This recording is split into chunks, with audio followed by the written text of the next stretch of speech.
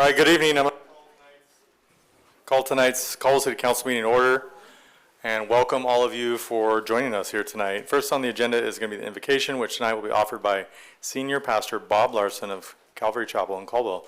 Please stand if you're able and join us in prayer, and then we'll follow that with the Pledge of Allegiance.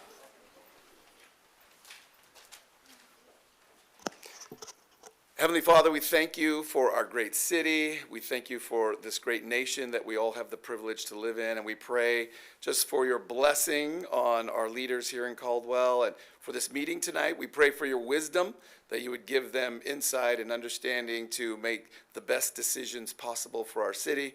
And we just thank you, Lord, as we celebrate this 250 years, Lord, of being a nation, that you would just continue to bless all the leaders across our nation, and especially here in our own town. In Jesus' name, amen.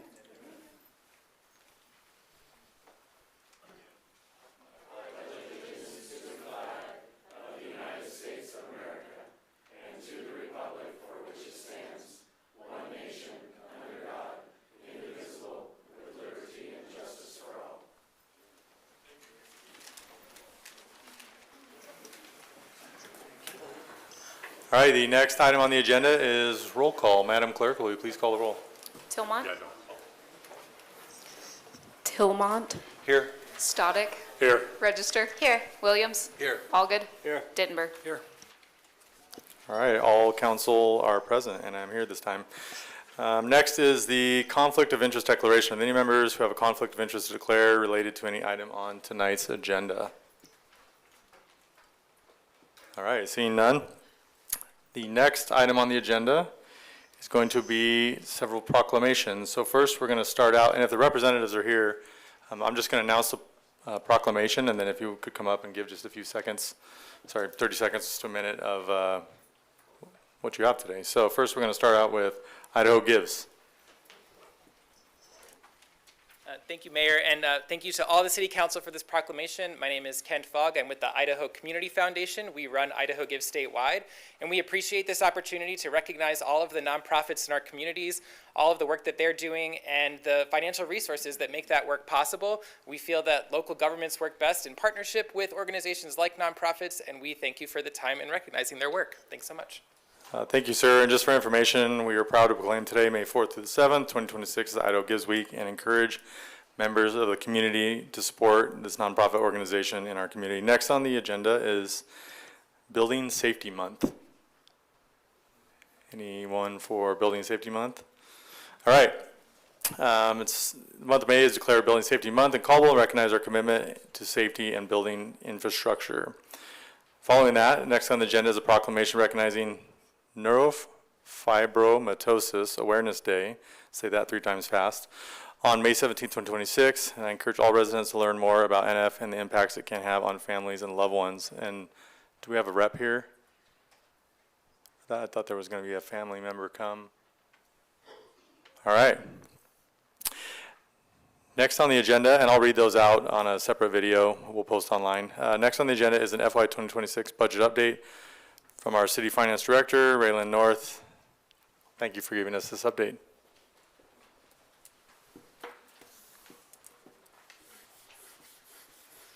Thank you, Mayor and City Council. So before I go into the update, I just want to let the public know where they can find kind of our quarterly updates on our website. So I've kind of attached that there. It is under our quarterly treasurer's reports.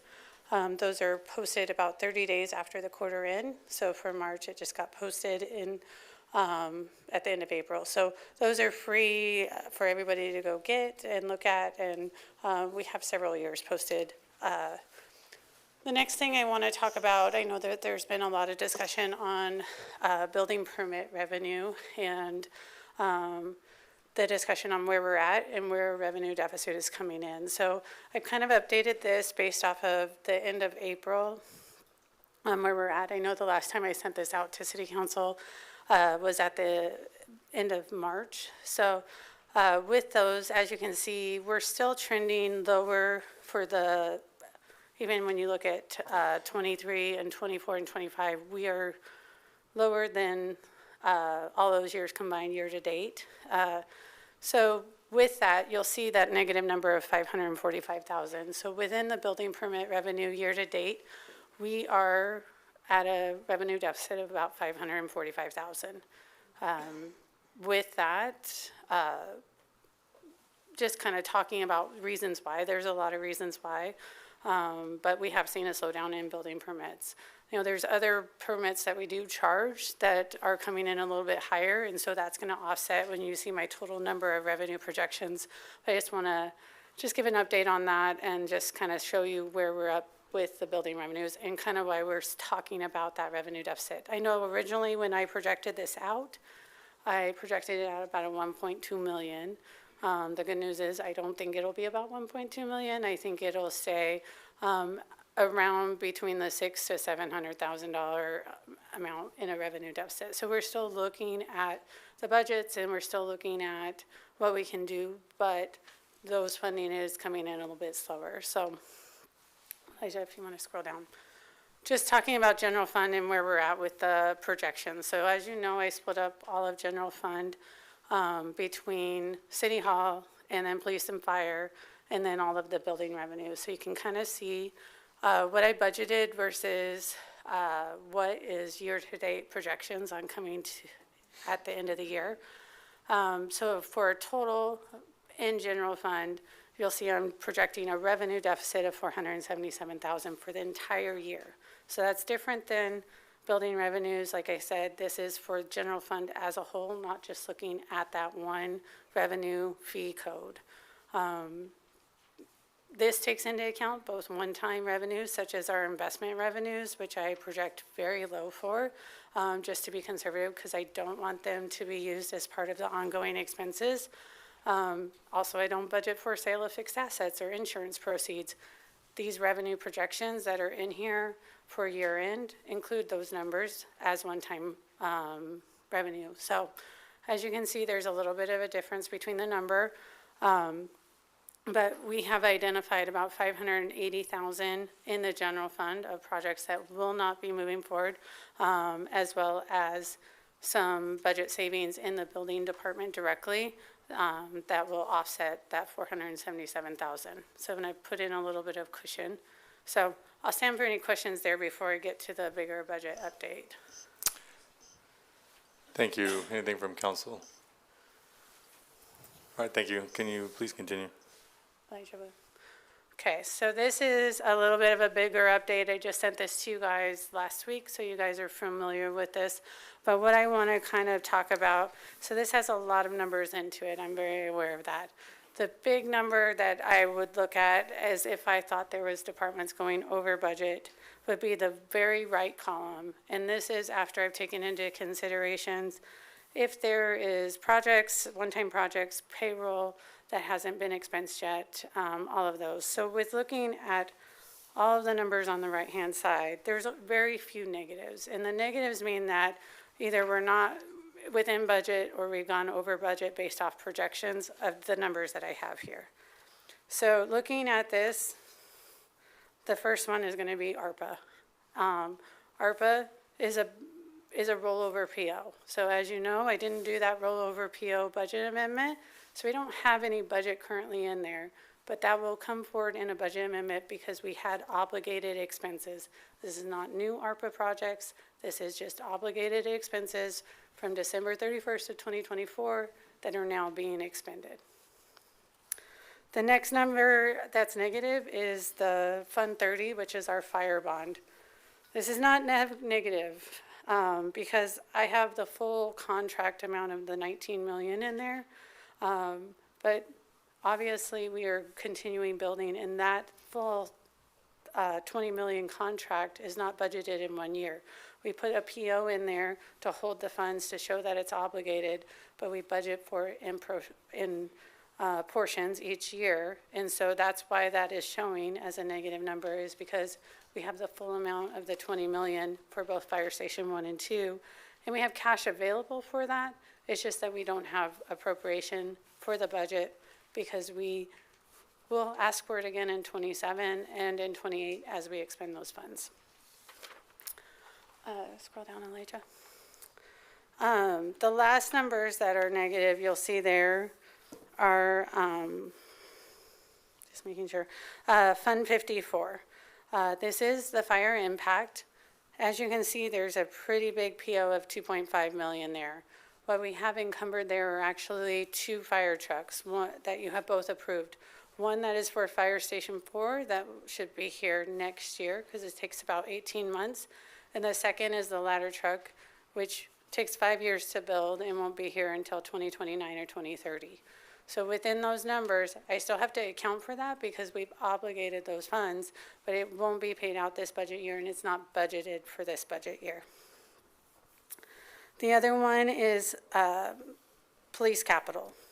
So within police capital, in that PO of 1.3 million almost, that is a 5-year contract for the DFR drones. And so we've paid 1 year, we've obligated the remaining 4 years here, so we are aware of it, but that is not over budget. And as you can see, those are the negative amounts of remaining expected budgets. Every other budget is in the positive, which means nobody's gone over their budget. And so I just want to show that. Within that also, we're looking right on target, both for budget. I don't show any budgets that really are overspending. They're right on target for about 50% of the year. So be happy to answer any questions on that. First off, I want to say thank you. We originally, I think going back late February, early March, you had identified a $1.2 million issue, and through multiple measures, you've been able to bring that down. So with that, Councilor Dittenberg. Mr. Mayor, thank you. Ray Lynn, thanks for the presentation. I appreciate the hard work you and your staff do to bring these numbers up. So there's been some talk over the last couple months about this revenue shortfall, whether or not that was anticipated, whether or not that's a market correction. I've been to a couple economic summits that would suggest statewide we're off about 7.5%, maybe 8%. Why is Caldwell so much higher in our revenue loss? Have you chatted with anybody else? Are those? So there's a couple of things. With doing some research, both in, Elijah, will you bring up the building revenues from the other page? Scroll up one page. So with looking at this chart, you can see both in 2024 and 2025, I was able to work with planning and zoning, and we identified actually 2 big projects within both of those years. One was Home Depot, and another one was a large subdivision that really changed the trend on those permits.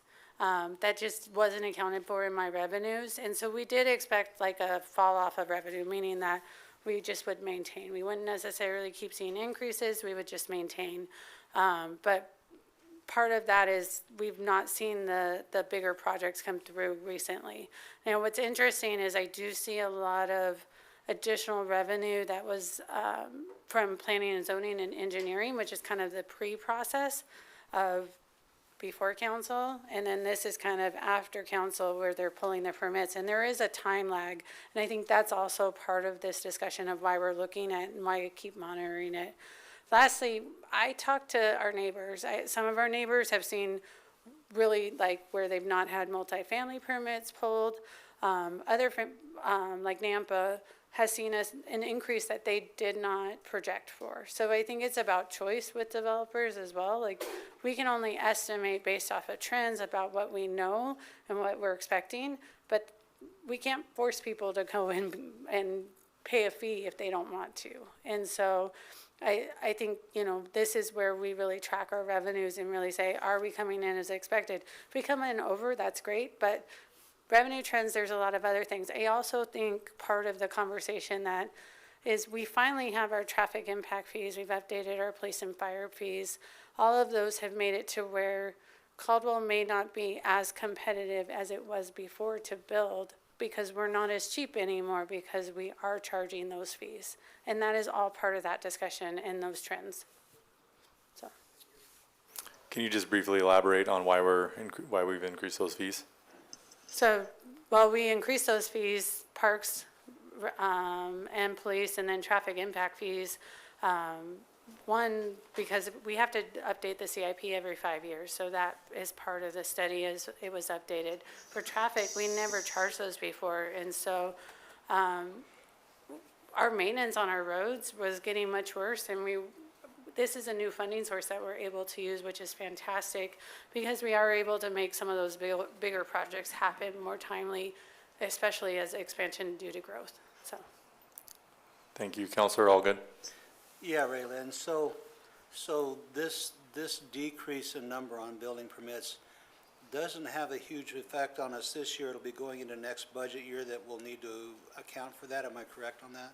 It will, yeah, and the reason why this was so important is, and why I'm focusing on building permits specifically, is because we did use those revenues to help offset the revenue deficit that we have in police and fire, because we're capped at the property tax, and so there's only so much that I can levy for property tax, but police and fire still have a lot of needs that are coming in, and so their request is much more than. And so to balance general fund, we look at it as a whole. So we're using building revenues to offset that revenue deficit in police and fire. And so with having this decrease, it can have a real impact on police and fire and how fast they can grow, especially as it comes to the conversations with Station 4 and adding those new positions.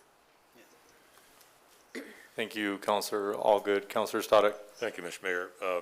Raylene, some of the developers that have called me said that, the rumors out there about a building moratorium in Caldwell. Have you heard that at all, or? I think that there's some political rumors going on, and I think that's always going to be part of the developers' discussion. I think that any type of rumor of a moratorium impacts any future growth, so. Okay, great. Thank you. Thank you, Counselor Stoddard. Counselor Tillman. Raylan, real quick, how much of an impact is 389 having on this? Say that one more time, I'm sorry. How much of an impact is 389 having on this? Oh, I mean, when I did the calculation, it's having a huge impact, especially you look at 3 years ago to now. Because of 389, Caldwell was not able to levy about $3 million in property tax revenue. Now, that's a great savings for our residents. I will say that, like, they're paying less, which is great. But the services for police and fire do hinder, it's being impacted by that. We're not able to fund them appropriately. And same with our streets, like, there's discussions going on, like, how do we fund streets, parks, all of those other things that are not police and fire that are still funded by police and fire, or by property tax, without raising fees? Because I think a big thing is that if you're not getting the property tax, then you're having to increase the recreation fees to get into events, which we want to make affordable to our residents, yet we're not able to provide all those services, so. I mean, that's the trade-off, and unfortunately, it makes it difficult because it's kind of like a tax shift to where now it's going on one fee instead of in property tax. And whether that's the right, that's up to policymakers, but that's still a discussion that needs to happen. I don't think the state legislature included that discussion within House Bill 389 in setting that, so. Thank you, Counselor Tillman. Counselor Dittenberg. Thank you, Mr. Mayor. One last question, and I know, and I apologize, I don't want to get, well ahead of the game with regards to our budget stuff that we're coming down that's coming up down the road. We talked about maybe a public safety levy, and there are some certain dates that have to be considered if the city decides to go down that path. Can you just kind of briefly outline, the public safety levy and what sort of time constraints we're under to consider that as a viable option? Well, I believe, and Justin could correct me, but I believe it's the beginning of August when we have to make the decision if we're going to put that on the ballot. But the big thing is a public safety levy would not impact the fiscal 2027 budget. We would not even, we would take it to the voters and they would have a say, but that would not help to balance this year's budget. And so there could be real impacts this year that maybe the public safety levy might be able to resolve for fiscal year 28, but there are decisions that are going to have to be made in fiscal year 27 still, so. Thank you, Counselor Dittenberg. Counselor Stoddard. One more. Thank you, Mr. Mayor. The question for you, are we going to use Mr. Ruin's expertise as far as dealing with the state legislature on the HB 389? Put City you on the Attorney. spot there, Justin. Mr. Mayor, Councilor Stoddick, as Justin's representative in this matter, I think there were very intense negotiations when we onboarded him about sending him to the legislature. I think they're still licking they're the wounds from the last time he was up there, so Okay. we'll take it under advice But and see what we can We are can being do. active in that arena then, right? I think not necessarily specifically from the city, but through the Association of Idaho Cities and Okay. different avenues that the city belongs to, yes. Okay, great, thank you. Thank you. Real quick, can you briefly touch, you sent out an email today looking at FY 2027. I know we have a lot to look at, but just when we look at that public safety levy, why that may be a consideration. So in fiscal year 27, just because of the ask, right now, all the requests from the departments, and it was really needs, like we're sitting at a $3 million deficit just between police and fire that we're trying to resolve. And how do we figure that out? And that's a lot of asks, and that's with moving $500,000 in property tax from the street fund allocation to the general fund for police and fire. So, and that's for fiscal year 2027. So, I mean, that 3 million is not easily remedied, and if we use reserves, that money goes away really quickly. So, those are going to be the hard questions that are going to be proposed, and we're really looking at different alternatives and what we can do to make that deficit smaller, but that's what we're looking at right now, so. Thank you, Raylan. Any other questions from council? Just want to give kudos. Like I said, it was originally going back late February, early March. There was a projected $1.2 million issue. She's whittled that down to a much lower amount, so it's a lot of hard work that went into that. With that, next on the agenda is audience participation. Each person can speak up to council up to 3 minutes.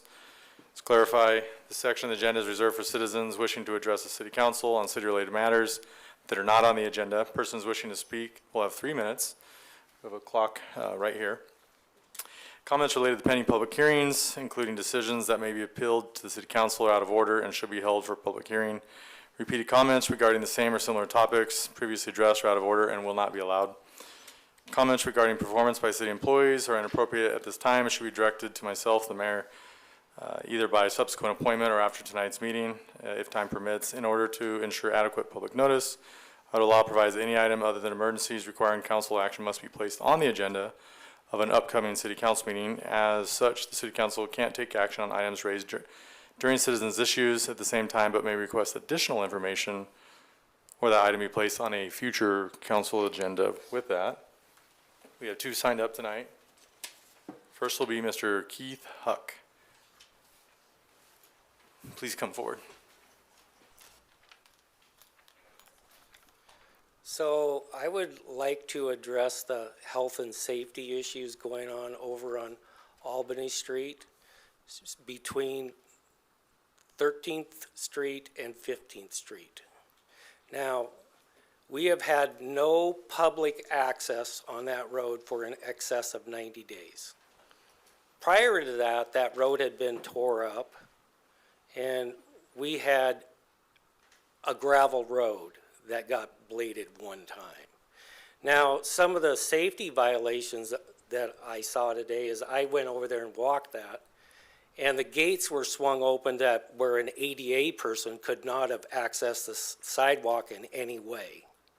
The other thing is has anybody done a plan that I would like to see to address how the fire department would get in there? Now, when I walk that, I see there's a fire hydrant on each corner on the north side of that road. Now, how is the fire department going to hook in that and get water over to a house on the opposite side if there's a fence in the way? So is the police department, have they come up with a plan how they're going to access that point? Ambulance service, the same thing. Now, here's some of the violations I saw by the contractor today. When I walked that area, there is absolutely no way to walk on the north side sidewalk. The fence is covering it, there's no access. another thing, when I walked down around the other side and looked back at that, the fence is open. A kid could easily step through there. Now, when I was walking on the south, on the north side, yeah, I'm sorry, it was the south side that the fence was open. The north side, I saw kids' toys laying all around right where the gate was covering the sidewalk. Now, the other thing I saw there was absolutely no way to walk on that sidewalk on the side facing the tracks, which would be the south side. So I walked behind the residents on the road and street that's back there.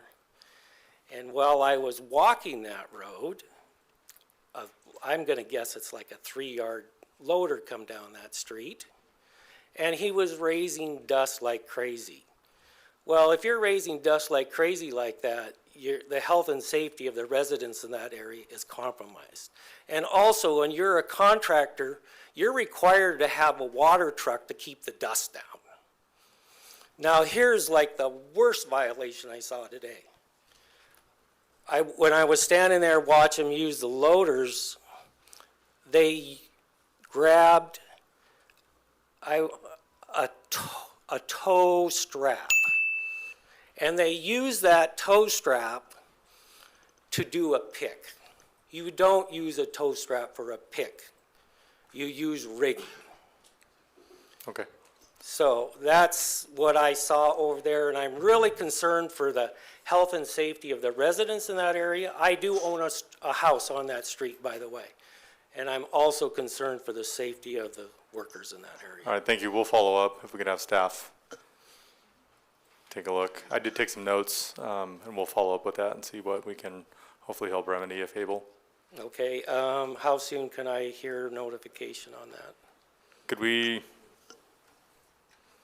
get your contact information? You from have it staff? on when I signed in? Well, we have an address, just not a phone number or email. Phone number 208. Well, you don't need to state your phone number out loud unless you want a lot of folks potentially call you. Can we just have staff grab it and then Acting Director Hart over here? And then I'll give her my email also. Okay, thank you. All right, Appreciate that. you're welcome. All right, next up, Mr. Sean Maven. Mayor, Council, I just wanted to come in today. I'm the president of Destination Caldwell, and I'm on the board of Downtown Caldwell Business Improvement District. And I just wanted to, every day's a good day to talk about Destination Caldwell. But first, I wanted to make sure that I told each and every one of you, I appreciate the sacrifices you make to be on this board. It is a sacrifice of time. You could be with family, you could be doing all sorts of things, but you're spending your time here making Caldwell a better place. And we know that perfection is just over the hill, but we appreciate that you're trying to do as best as you can. But moving on to Destination Caldwell, I just wanted to kind of give an update and just what we do. Destination Caldwell was created to unlock property value in the downtown core. And we do that by managing the plaza events downtown and working with constituents. But Caldwell is more than just downtown, and so we also use Destination Caldwell to leverage and protect our unique agricultural heritage by working with producers, by working with wineries. We started the Ag Venture Trail. We provide a space for local ag producers to sell their goods downtown. And so, for example, where 10 to 15 years ago, where there was a King's where you could buy all sorts of foreign knickknacks, is now a wonderful community gathering place where you can pay $1 to your neighbor to get produce, pay $1 to your neighbor to get bread. We've connected downtown to our agricultural heritage. And also in addition to that, where, approximately 15 years ago again, between 5 and 9 or even 10 in the morning, there was not a peep downtown. Now downtown, you go down at that time and you see trucks from Cisco, Charlie's Produce, delivering food and agricultural products downtown. They're not all local products, maybe a small percentage of them are, but they're still agricultural products that come downtown, and consumption of any agricultural product helps the market of our agricultural products. And essentially, we have an important mission to make sure that happens, and it's good to come on night when you're talking about a budget, because what we're trying to do is unlock value that's not there. And when you used to go downtown and there was a place with nobody in the building, now there, at the very least, is a restaurant serving produce with 20 employees in there. And so we're really working towards making Caldwell a better place. And so, and I just want to note that Caldwell had the #1 voted hospital in the state. They have the #1 outdoor rodeo in the state, one of the top 10 in the country. They have the #1 college in the state. They have the #1 seed producer in the state. And so there's a lot of things that makes it easy for Destination Caldwell to market and promote Caldwell and unlock value because of our unique agricultural heritage. And so if the council is ever going to consider adding a layer to that, just make sure that that entity is also going to leverage and protect and add value to our city. So thank you.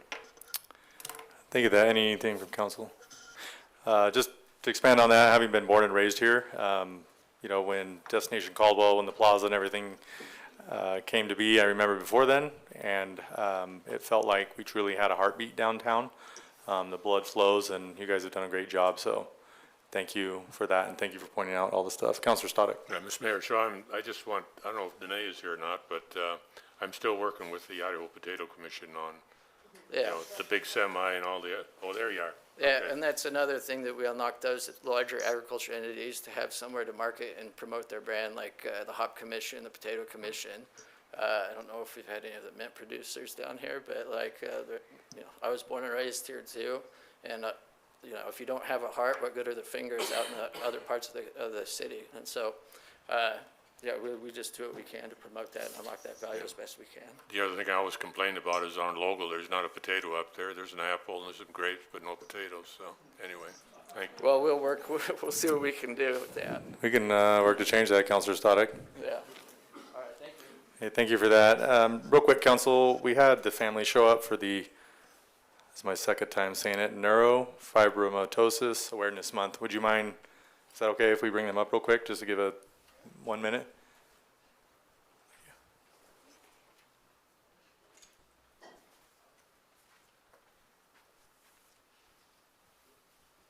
I want to apologize to everybody for being late.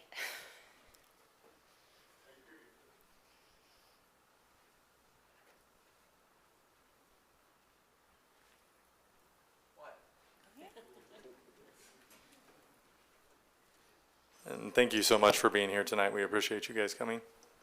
Thank you for acknowledging I'll help you, neurofibromatosis. Thank you, everyone. Appreciate it.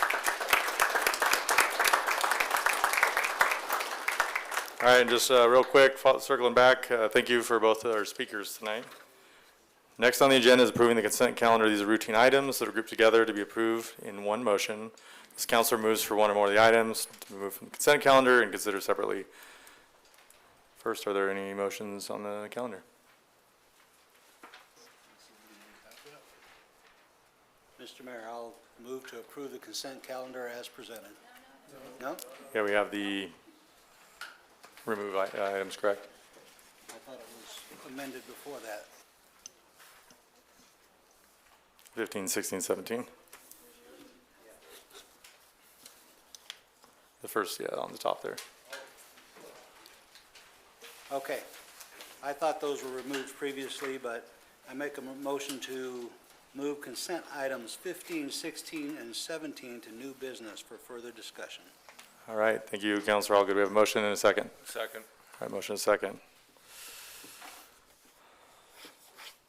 All right, I would entertain a motion to approve the, sorry, go ahead and cast your votes. Yeah, it'll pop up on, this is for the consent calendar. Motion to amend, yes. We have a new system, so bear with us. Everyone voted yes.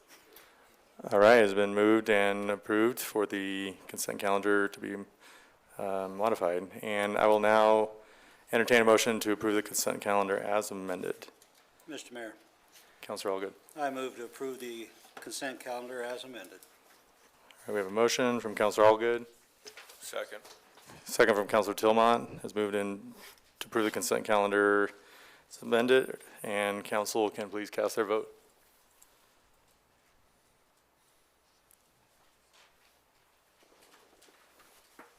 The motion carries. All right, with that, the motion carries. And now we're going to be moving on to old business, and the first item is an action item and is a public hearing for case number ZON 25-000005, SPP 25-00009. The applicant, ALC Architecture, on behalf of Bennett Forest Industries, Inc., is requesting a rezone of 8.84 acres from C2 to R2 with an association development agreement. The application is also requesting a preliminary plat consisting of 56 single-family detached lots in the requested R2 zone and 7 commercial lots, 6.21 acres, C2 zone, for a total of 16.57 acres. The matter was continued from the City Council from their April 20th, 2026 hearing. Our staff is here tonight to give us the process on how to consider this matter. Thank you, Mr. Mayor, Council. I want to give a brief background so that we can kind of pick back up from where the council ended on April 20th. This application was presented to the council on April 20th. After a full hearing, the council was equally divided on the approval motion. Council passed a motion then to continue the hearing until May 4th for this hearing, for this meeting.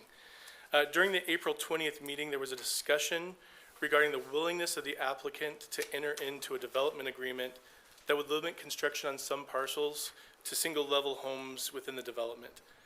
Immediately after the hearing, it became apparent that there had been a miscommunication between council and the applicant regarding the location and number and willingness for the potential single-level homes and placement within the development. The miscommunication appeared to have a critical impact on how the members of the council viewed the application. So in order to resolve this miscommunication, there is a request that the record be reopened for rebuttal only, so the applicant can clarify the issue of the single-level homes, feasibility for the project, and locations within the development. In consulting with Director Collins, we both agree that this would not represent a significant change in the application, and the miscommunication could be viewed as a valid ground for reconsideration.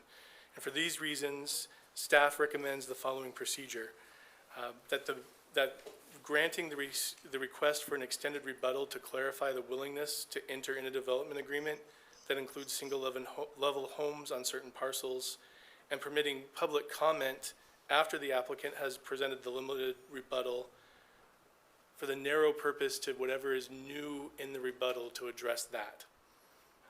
After the community input, the record would be closed again, and council would deliberate according to the normal procedure. That would mean a new motion and vote by the entire council. If the council determines not to reopen, we proceed directly to deliberations and a new motion. This isn't a procedural posture for the mayor to just cast a tie-breaking vote. It's for a new motion process with the entire council to vote. And with that, I would request that the mayor reopen the public record for the limited rebuttal from the applicant for 5 minutes. With that, I'll go ahead and open the rebuttal for 5 minutes. The applicant, please come forward.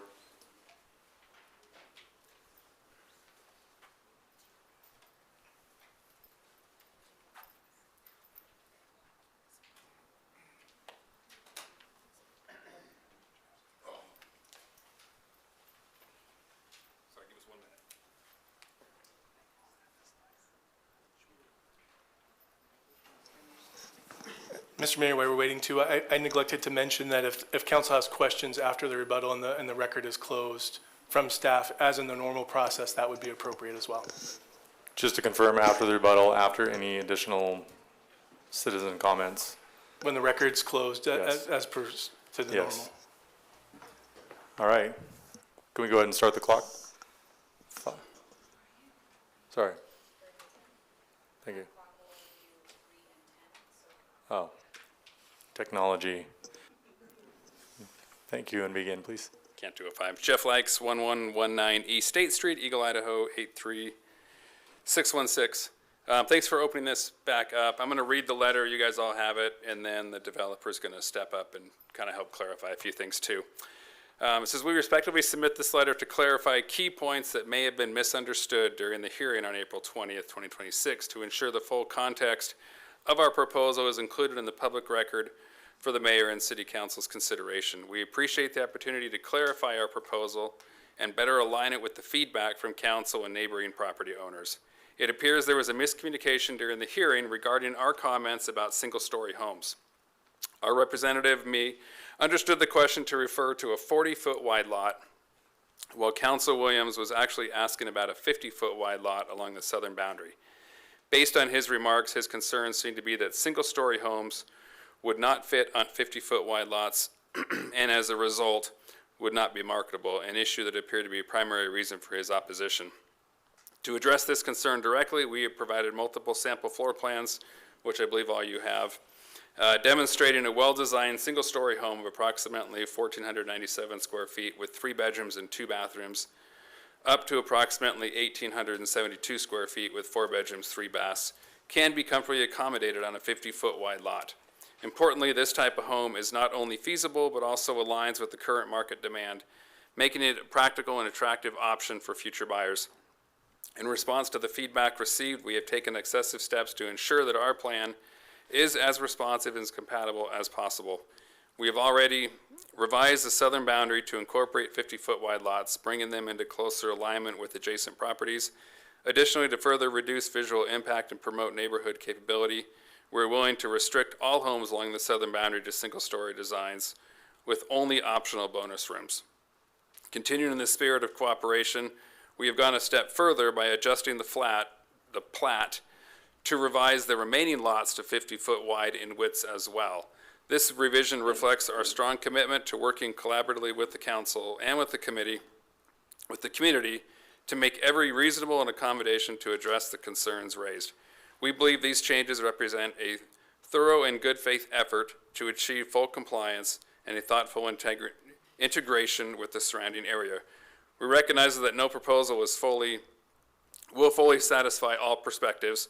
However, we believe this plan represents a thoughtful and balanced solution, one that aligns with the comprehensive plan, responds to community input, reduces density, and provides a visual path forward for a long undeveloped property. And I'll give Travis a quick second to come up.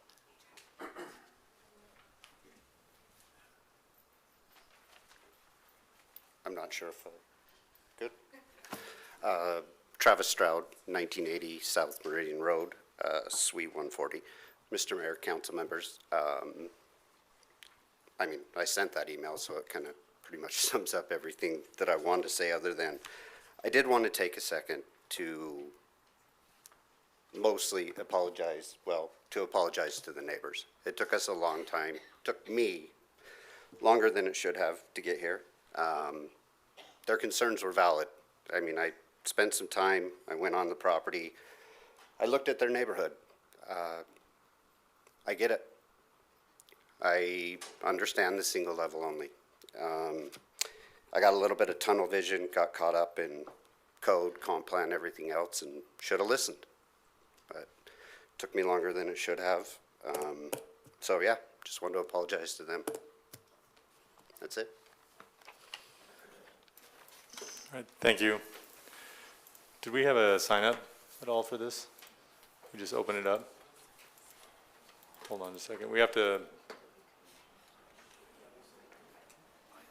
move to audience and then close it, correct, before council comments?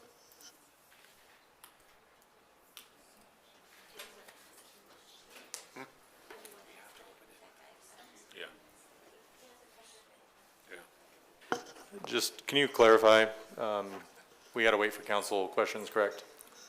Well, Or do Mr. you wanna go Mayor, ahead? yeah, I believe, it sounds like Councilman Static has a question for the developer. I do. All right, we'll go ahead and proceed, thank you. One of the other concerns I think that Councilman William has was on the bonus rooms. Sure. To make sure the windows were facing into the street and Yep. not the backyards. Do you understand that too? Yep. Okay. Yep, All right. we're in Thank you. agreement I with just that. wanted to clarify that. Yep. Thank you. Thank you. Any other questions from council? All right, we'll move. Would anyone in the audience like to participate in this conversation? And if so, please come up to the podium and just state your name. And we'll give you 3 minutes. Comments need to be limited to what the rebuttal was, right? Yes, just limited to what the rebuttal is. just the additional, so we had already had public comments at the previous hearing. Oh, okay, so And then it's just what the you said. rebuttal information tonight. Okay. I was just going to say that we really appreciate. Can I have your name for the record, I'm please? sorry. I'm Laura Shannon. I live at 4707 Middlesboro Way. And good evening, Mayor and City Council members. I was just going to address that discrepancy, and I really appreciate them working with us. The one other question would be if it's reasonable to put some sort of height limit on it, since it may have the bonus room. And so that would be the one other question. And then my one other concern was that at the hearing examiner meeting, she asked about a traffic impact study and the, Ma'am, this is just beyond the scope as far as that. Oh, do I need to Yeah, stop? tonight is just for the specific he said. exchange of Okay. information. Okay, We do appreciate the comment, just, sounds good. yeah, Thank you. sorry, it's very limited. Thank you. Thank you for your comment tonight. And who was next? There was another hand. Sorry, would you like to come up? Just please state your name. Mr. Mayor and council members, my name is Phyllis Eastep. I live at 2308 Terrace Drive, Caldwell. The reason that I'm up here, and part of it, I'm not sure is rebuttal, but since I was at the last meeting, part of the argument was the business usage and losing that in the zoning. My concern as a citizen of Caldwell long-term is my grandchildren don't want to live here because they don't want to work at a tire store. I know, a little off subject, thank but I you, had to sorry. say it. The other part of that is, too, in the housing, and this goes back to that again, I'm sorry. It is in the plan, and I'm trying to figure out all the plans, so please forgive me, I'm not an expert. But in the plans, there's all this zoning that was done, and now it's all changing, but it's not being reapportioned anywhere else. So I don't understand as a council how you do that when we're supposed to have all of it, I thought. And I would like to say thank you to you, sir, for actually listening to the citizens, which is part of the problem that a lot of us have, is being listened to. So thank you very much, sir, for being a gentleman and a good citizen. That's all, sir. Thank you. Thank you. Anyone else? Yes, sir, please come up.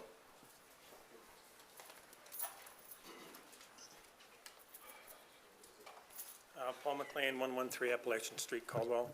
I spoke last time, and I was a little, apologize, I think I might have been a little forceful, but the whole thing is confusing to me, the way it went last time. The fact that they're thinking about putting houses next to my house instead of businesses, because businesses would be infringing upon my house, and yet they're willing to put new homes directly across from the businesses that they're proposing, which doesn't make sense to me. So it's great that they listened to the people that were fooled by being asked, if we put homes in here, what style do you want? 2-story or 1-story? And people fall for that and they say 1-story. They'd be like saying going to have steak dinner, but if we don't have steak dinner, you want hamburgers and hot dogs. So I'm Thank you. sorry, don't want. I appreciate it. Anyone else? Going once, going twice. All right. With that, going to go ahead and close the public hearing. All right, anything else from, Mr. Mayor, nothing for me. I don't know if planning staff has anything to add. that's going to be our next planning, thank you. Thank you, Mayor. No, we have nothing to add. All right, with that, go ahead and open it for council. All right, council, any questions, comments? Councilor Denver. Mr. Mayor, I just have one question for the planning staff. So between the time that this application was submitted, 2 weeks or 3 weeks before our last city council meeting, and till the time we got here, nothing has changed whatsoever, with the exception that the applicant made a clarification. Mayor and Councilor, that is correct. The only thing you'd see, which was as a clarification, if council decided they wanted to condition the 50-foot wide lots for the entire residential portion. Okay, and just so we're clear, that was a condition at the last meeting, so nothing changed to this meeting other than a clarification? That was along the southern boundary, but that is correct. Mr. Mayor? Do we have any more other comments? Do you mind if we take additional comments? Counselor Register. Well, so I had a question for legal. We are re-voting then, is that correct? Mr. Mayor, Council Register, that is correct. At the last hearing that was had, there was a motion for approval that didn't pass. It was tied 3-3. The next motion from council was to continue the hearing to tonight. And so it's open for whatever the council wants to do as far as a motion for approval, for denial. There's nothing, it's just as if it was being heard again the first time. Okay. The first motion just had failed.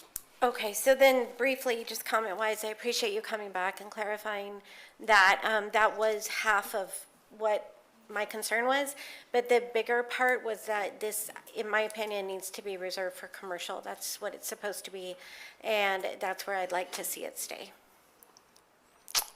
All right, anything else from council? If not, I'll entertain a motion.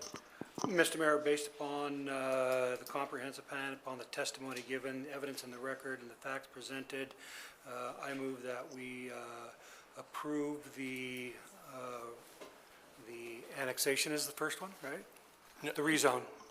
We approve the rezone of the applicant from C2 to R2 associated with the development agreement. All right, with the motion, do we have a second? Second. Motion is second.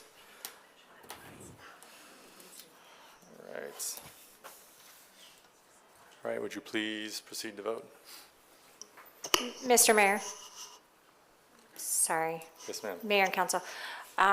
Could the motioner please clarify if they're wanting the applicant to change all the lots to 50 foot? And then with the condition to have the single story with a bonus room adjacent to the existing neighborhood? Sure, maybe. Okay. So it would include the 50-foot lots being single-story only with any sort of bonus room window not facing the adjoining neighbors. Yes, only the ones that are adjacent to the neighborhood. That's correct. But what the applicant is saying is that they're willing to make all of the lots 50-foot wide also, but just single-story limited to the one next to the neighborhood, but they're wanting to see if council wants them to make larger lots.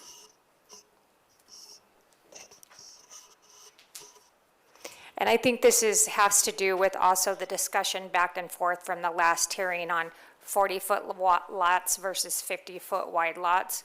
So I guess they're asking, was council asking them to do all 50-foot wide lots or just do single story on the 50-foot that's adjacent to the neighborhood, and that was it? Only the 50-foot adjacent to the neighborhood. Okay. So we're good with modifying the motion? All right, and the second, are you good? The second, all right. Madam Clerk? Mr. Mayor, I just want to make sure that we're clear for the record what the motion is for. So that just for there's clarity, there's been a lot of miscommunication on this. So could you restate the motion, please? Yes, I please think it's still restate the motion. unclear. So based upon everything, testimony given. Okay. All right, based upon the city code, comprehensive plan, testimony given, evidence in record, and the facts presented, I make a motion that we approve the request to rezone from C2 to R2 with the conditions that the 50-foot lots on the south side be single-story and any bonus room windows not be facing the adjoining neighbors. Did I get it? We okay with that? If the bonus rooms are on the second story. Yeah. Does he need to state that? I don't, yes. That's what I meant.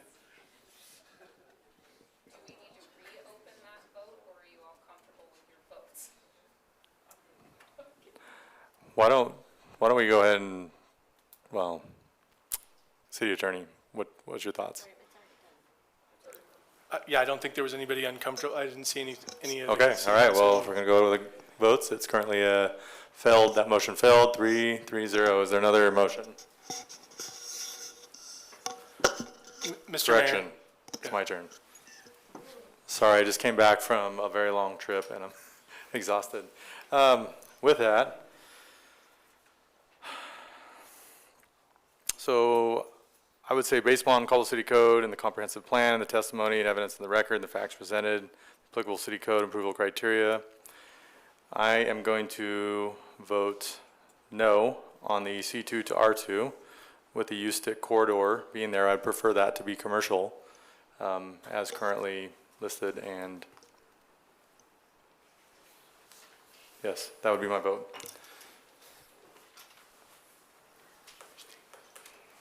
Say that again. Your statement? Sorry. I acknowledge that this matter is a quasi-judicial land use proceeding, that my decision must be based solely on the evidence, testimony, and applicable law presented in the record. I have not predetermined the outcome of this matter. I maintain an open mind and evaluate the evidence and arguments presented this hearing fairly and objectively, applying the applicable approval criteria adopted by the City of Caldwell.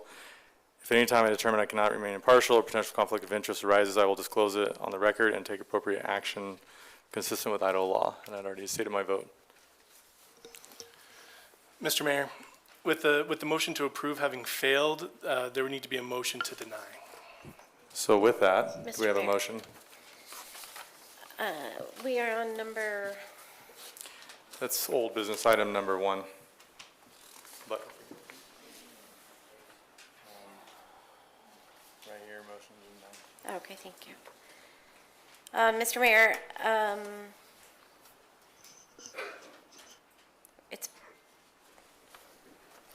it's this one, right? Yes, Number SP. one, okay. I move to deny case number SPP 25000009, ZON 25000005. That's it. All right, do we have a motion for denial? And do we have Mr. Mayor, sorry. Yes, sir. So I think that there's a motion here that needs to be made that includes the reasons for the denial based on the review criteria, and then there's also the council, if the denial is approved, would have to give the applicant an explanation of what could change to make it acceptable. So Okay. This one. yes, it's on Okay. that one. Bottom. But it may require some deliberation after the motion is made because there needs to be a stated reason and the relevant facts relied upon for the denial. So we have the motion. Well, I need to I read don't that believe the motion. motion has been made yet. Well, I'm reading through these real quick.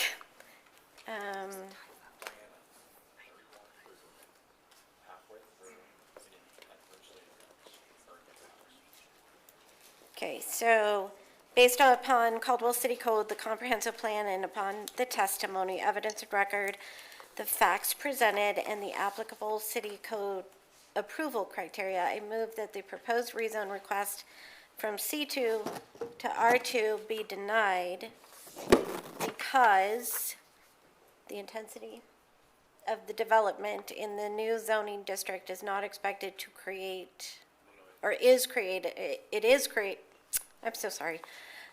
The intensity of the development in the new zoning district is expected to create significantly adverse impacts to surrounding properties or the neighborhood, or has proposed efforts to mitigate, or, I think we need one for both ways, so they're trying to change that around. That's it. Good? Do we need clarification? That'd be one half. There also has to be the facts that are relied upon in the record to reach that conclusion, which is a matter for the council to be able to deliberate with and talk about, but there has to be a matching of the record and what was heard in the record to that conclusion. Okay, so the fact that it's zoned commercial right now, and that's the way we prefer it to stay, is that enough? No. No. You What do you have to be want? able to reason about so the basis of the intensity of the development and the adverse impacts, you have to be able to identify what those adverse impacts were. We can't just read what the criteria are. We have to be able to say what the adverse impacts were and where that's supported in the record.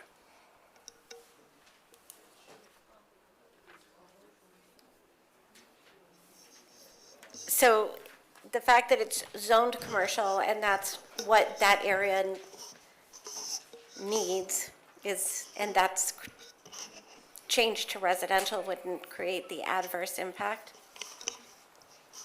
Director Collins.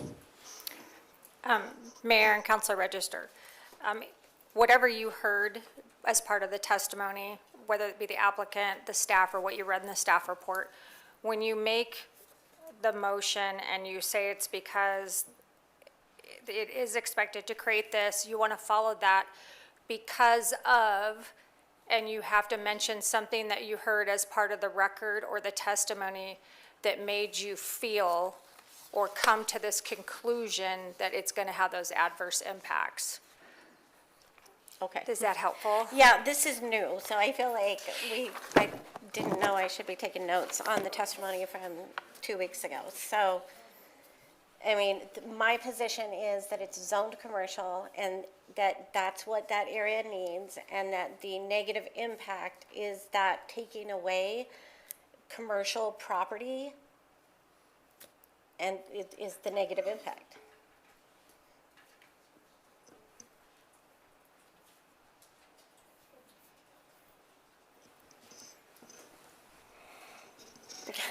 Is there some, I don't know, do you have something better over here? That's.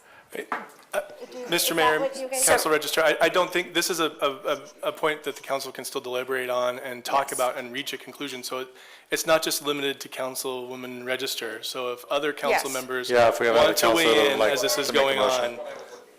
Yes. So I would add in, Councilor Tillman.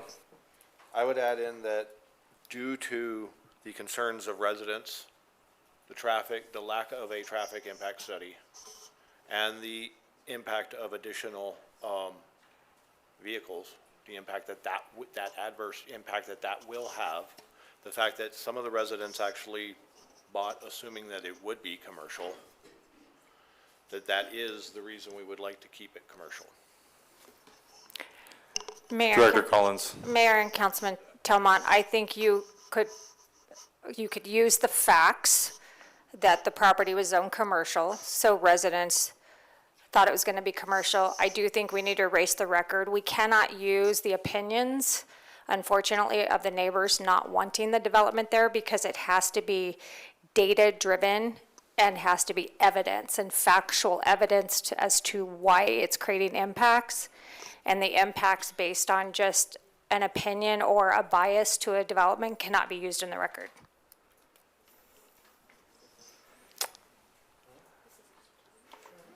All right, do we want to start with another motion? Would you like to restate a full motion?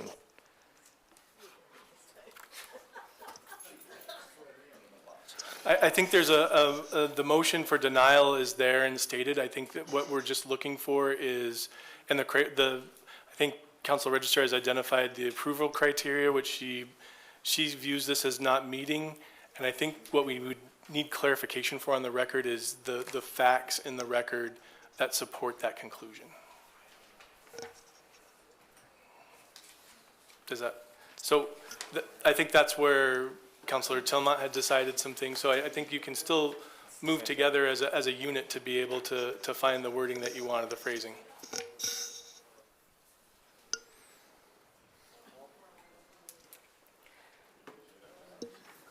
Councilor Register. Okay, I feel like we should have had training on this.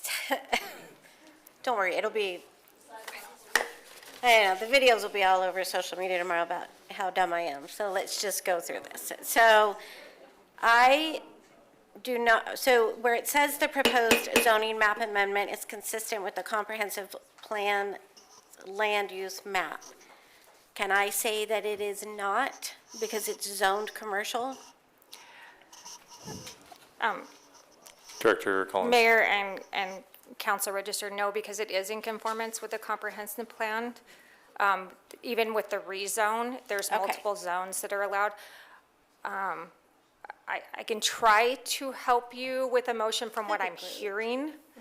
What I'm hearing is there were facts in the record that it was commercial. People purchased knowing it was commercial, that there's not a traffic impact study. So it sounds like maybe there's concerns for traffic. So you could potentially, if that is what counts, if I'm hearing you correctly, one of the reasons for the intensity creating those impacts is you feel the residential is creating more traffic and would cause adverse impacts to the development along with the commercial. And that is stuff that we heard during the meeting as part of the presentation, and those are facts that we can prove in a court of law. Okay. Based upon Caldwell City Code, the comprehensive plan, and upon the testimony, evidence, and record, the facts presented in the applicable city code approval criteria, I move that the proposed rezone request from C2 to R2 be denied because the increase in residential traffic will create an adverse impact. How's that? I think that's fine, and we can couple it with what he said with the commercial. Yeah, I think that's fine. Confirming what Councilor Tillmont had stated previously, or does he need to restate that? Because this is a new motion. I think if Council Register just incorporates Councilor Tillmont's into her motion. So the part about... Including the concerns raised by Councilor Tillmont. Including the concerns raised by Councilor Tillmont. All right, you're both on record for stating your reasons. Do I have a second? Second. A motion, and just for everyone to remember that it's a denial motion. Could I ask a question, Mr. Mayor? Yes. So if there wasn't a traffic impact study done, is that a fact that it would increase traffic, or is that an opinion? I guess I'm going to have to defer to Haley on if there's more traffic created from residential mixed in with a mixed-use development versus a commercial development. The mayor and council members, the traffic patterns for commercial development and for residential development are different. The reason that the traffic impact study was not completed at this point in time was because we were waiting to determine what the commercial development would be.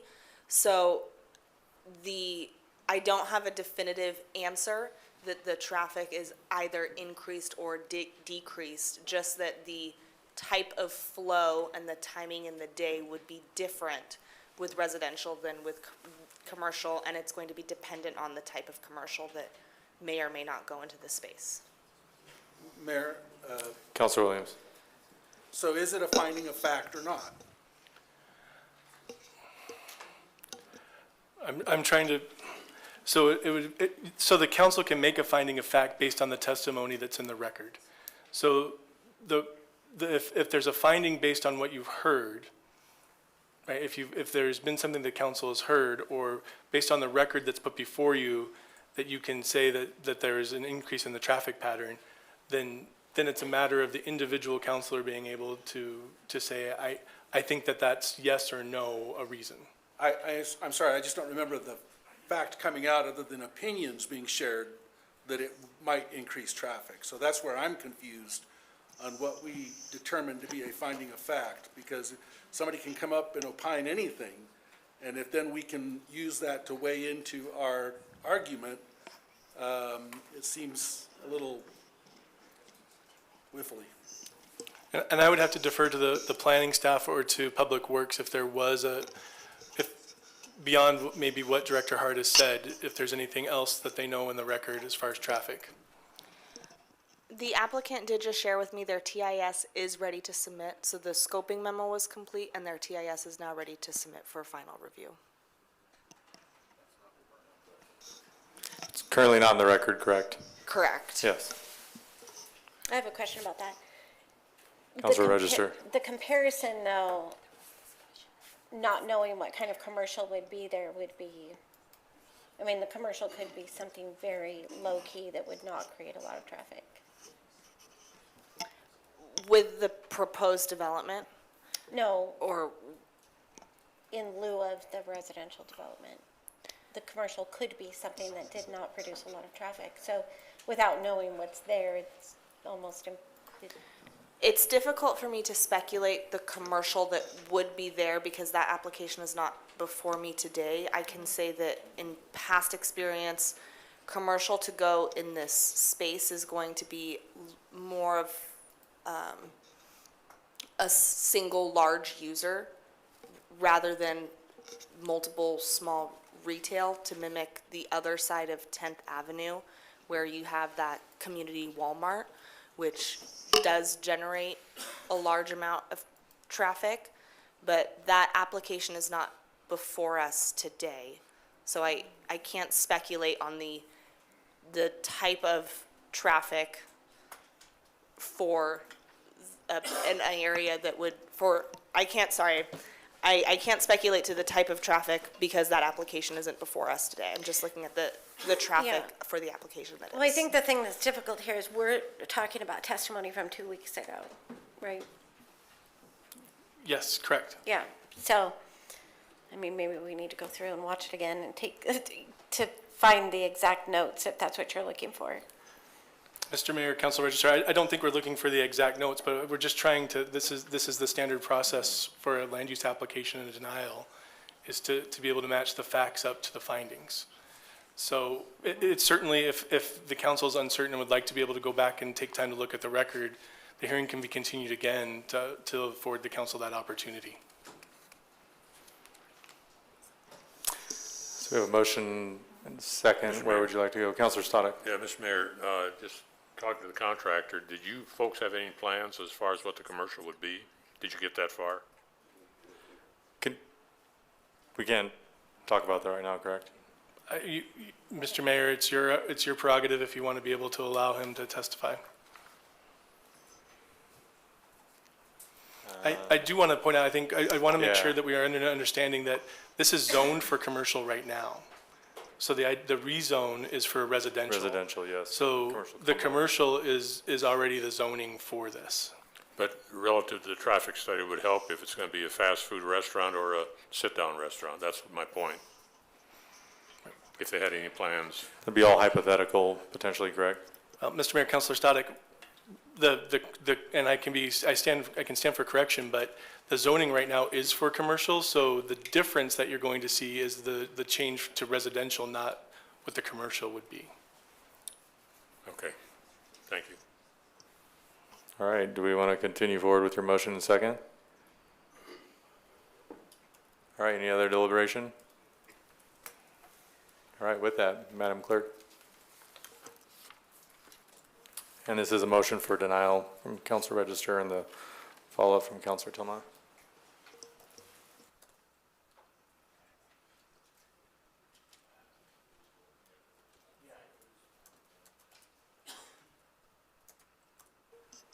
Sorry, we have a new whole system that we're using, and it's a yes vote is for denial, a no vote would be against the motion.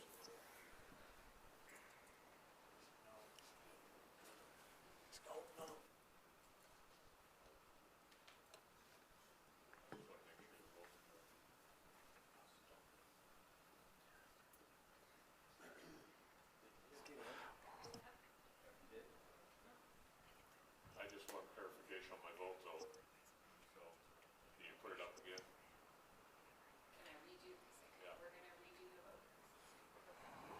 We'll probably take a recess after this, by the way.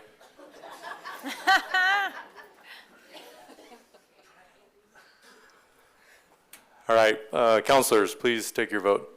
Oh, no, it's up. Just to be clear then, Mayor, this is for denial, right? Yes, a yes vote would be for a denial based upon Council Register's motion. A no vote would be against that.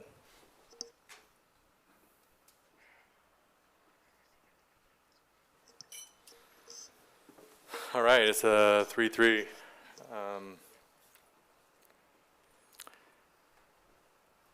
So the motion's already stated correct, I just need to decide the votes. All right, I'm gonna,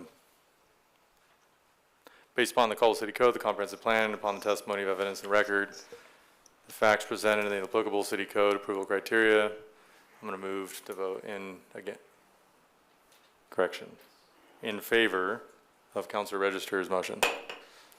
Mr. Mayor, in addition for the denial, the council needs to identify possible things the applicant do to make changes that would gain approval, if any.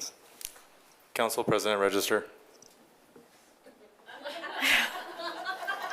I would say that the property be used for commercial as it's zoned right now.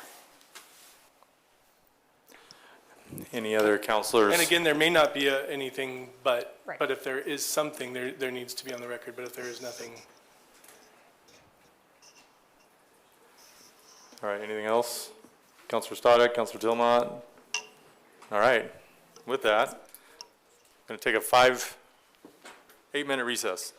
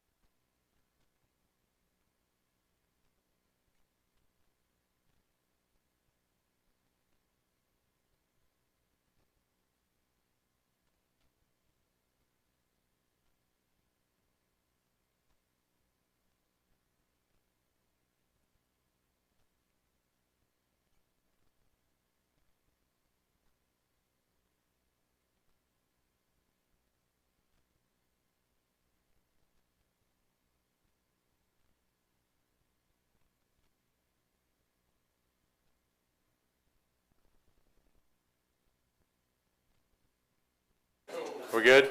All right, we're back from recess. All right, now with that, appreciate everyone bearing with us for that. A lot of new technology and such. With that, we're going to move on to new business. Item number 1. Mr. Mayor, Councilor Williams. I move to postpone item 1 and item 2 to a date uncertain pending staff review. With that, we have a motion. Do we have a second? I second. Motion and a second. Any deliberation on that? All right, Madam Clerk.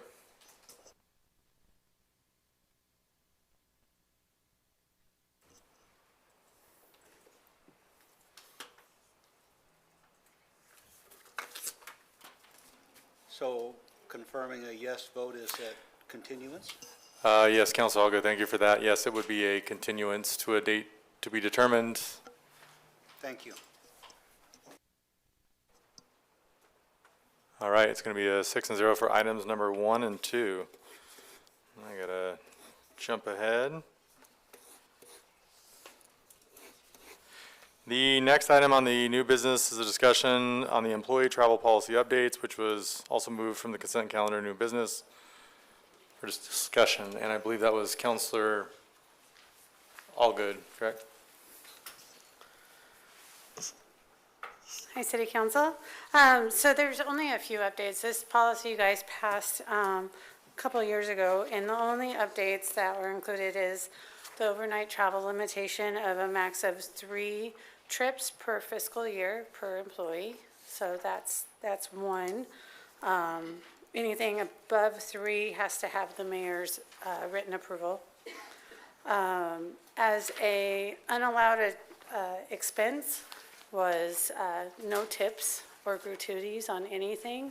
We've seen an excessive amount of tips and gratuities coming on everything.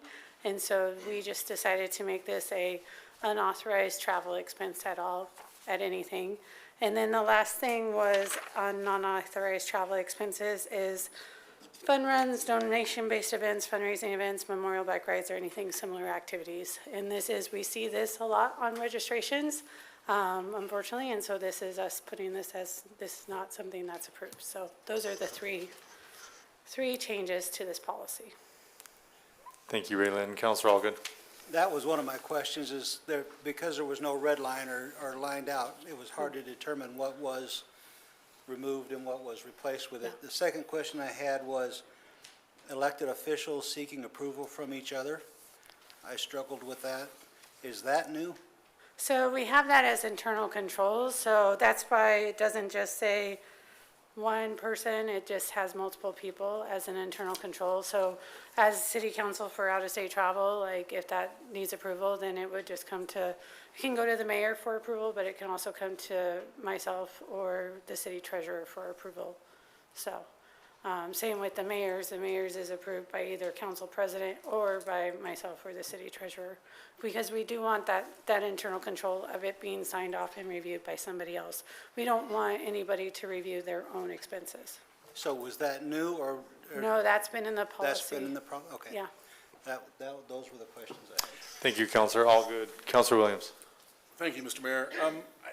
It seems like there was more updated in there than before, especially in the limitations, and I'm trying to find it in here, and I'm struggling to find that actual policy. Plus, there were a lot of things that I felt like needed to be cleaned up. Has that been done, or do we need to bring this back? Because I'm concerned about things like the firefighters' stair-step event that we send them to every year to raise money. So, and there was something about cycling in there. Why was that added? so the stair-step climb, the donations, if you did not know, we've been doing some research, and based in the Idaho Constitution, it says that cities cannot use public funds for donations. And so we are fixing our policy to fix that. So that's one of the reasons why this is coming forward.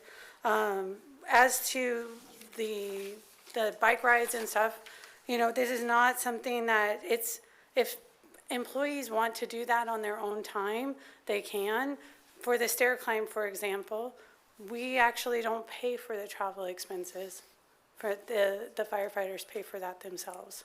So, Raylan, forgive me, maybe my question was poor because it's, what I'm concerned about is if we get so specific, we fail to legislate what our intent of the policy is. So by listing things, we're creating, I think, more of a problem. Besides that, I think that there should be a case-by-case consideration of some traveling expenses that might be related to somebody's duties or job or what it is they're doing. Again, such as a firefighter going on a stair climb event. And again, I don't mean to say we're paying for that, but if we start listing things, I think we're setting ourselves up for conflict and issues. And so, were those things listed before, or is that new? so like I said, that specific one is new, but it's kind of, the reason things are listed is because things come through and those have been happening. So the reason alcohol is listed as a that same one, alcohol is listed as a non-approved travel expense is because at some point in time, somebody put alcohol as a reimbursement to the city. Does that really make sense as good fiscal policy? No, that's why it is on there. Same with this. This is like, we've seen registrations where it's just like add a donation. So employees just do that. If there's not something on there that says, no, you can't do that, employees just go ahead and do that because it's not their money.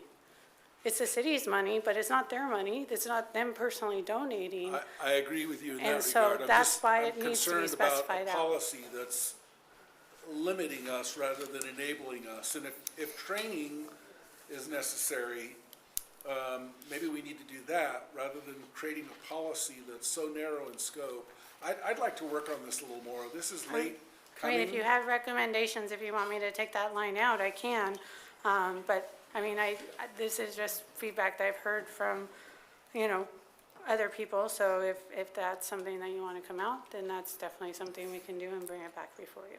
Yeah, can we look at this a little further? And maybe there were a lot of, I hate to say it, but just corrections that needed to be made in the policy. And so rather than us approving something today that seems rushed, I'd rather we I guess I just haven't heard of any corrections, so if you can just let me be aware of them, and then I will make the I don't adjustments. have it in front of me, I'm sorry. Sorry, Council Williams, any additional? I was trying to pull up the policy and Do you want IT to help real quick? no, I'm good, thank you. All right, Council President Register. Mr. Mayor, Raylan, did this come about, have you seen abuse of the travel budgets or the policy, and that's why we're doing this? So, like I said, for example, the tips, we've seen that come through as a repetitive expense, up to there was an expense of over $80 of a tip. But, And so you've that seen to some me is concerns that we with can't it. enforce that and say, no, if it's not in our policy, then it's hard for us to say, you need to pay this, you can't do that, so, yeah. Right. So, I mean, I'm ready to vote on this tonight, and then whatever changes have to be made can also be made over a course of time, right? So this is something that you, the finance director, is recommending we do tonight, and then if there's further changes, we can always do something like that, but this is a protective measure. I mean, the changes in the policy, we always review the policy and we always look at things based off feedback that we receive. So if it's not voted on tonight and I get the recommendations, I would bring it back to the next city council. If it is voted on and you had further recommendations, I can still bring it back. I mean, either way, so. I mean, we've talked about it before. We get the packet on Thursday, so we have had some time to get with you if we wanted to recommend any changes. So I'm ready to go ahead and make a motion to approve. Council Register. And then, of course, if there's changes that need to be made later, we just do it again. Mr. Mayor, I know there's a motion. I just wanted to, when I'm looking at the policy, I want to make a clarification maybe for Councilor Williams. The provision that's talking about the non-authorized travel expenses, sub N is fund runs, donation-based events, fundraising events, memorial bike rides, or similar activities. So it's more of an illustrative list that you have some specific examples that give you an idea of what those similar activities would be. So it's impossible to list them all, but it does give an idea to employees who are traveling of what that genre of a prohibited expense would be. All right, Mayor? we have a Council President Register. Do I need to read off of this, or was my motion okay? I believe, Mr. Mayor, Council Register, I think your motion was for approval of the policy. I think that's a sufficient Yes, motion. that was, she had a motion for approval. Do we have a second? Second.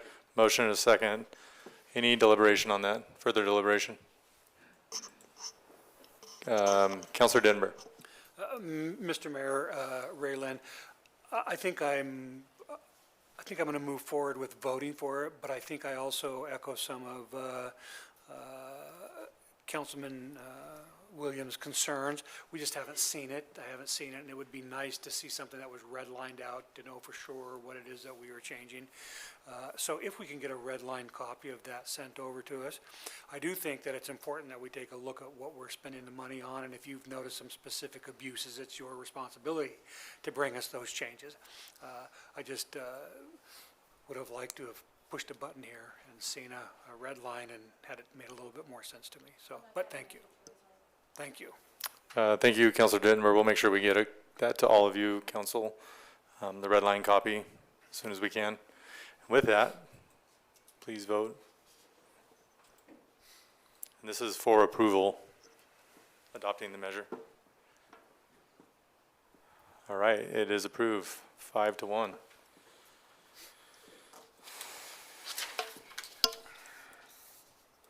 All right, now here goes an exciting part. The next item on the agenda is confirming my appointment as the mayor of Ms. Haley Hart, who's our acting Public Works Director, as the Caldwell City Public Works Director, and swearing in. First, do council members have any questions for Haley? Councilor Williams. Oh, sorry, just didn't turn it off. Thank Sorry. you. Yes. Mr. Mayor? Just don't want to miss you. Sorry. Somebody else? You said Council President Register. Well, I move that we accept your appointment of Haley Hart as the Caldwell Public Works Director. All right. Motion and a second. Council, please. Is there any deliberation? Not? Second. All right, please take your vote. And by the way, I don't get a tie break on this. Oh, 6-0, there we go. All right.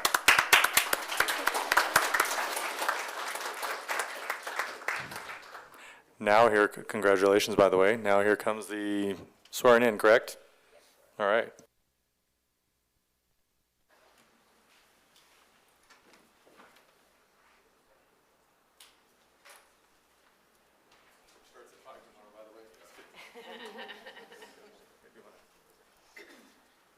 Would you like us like this or you want to switch? Okay. All right, please raise your right hand. All right.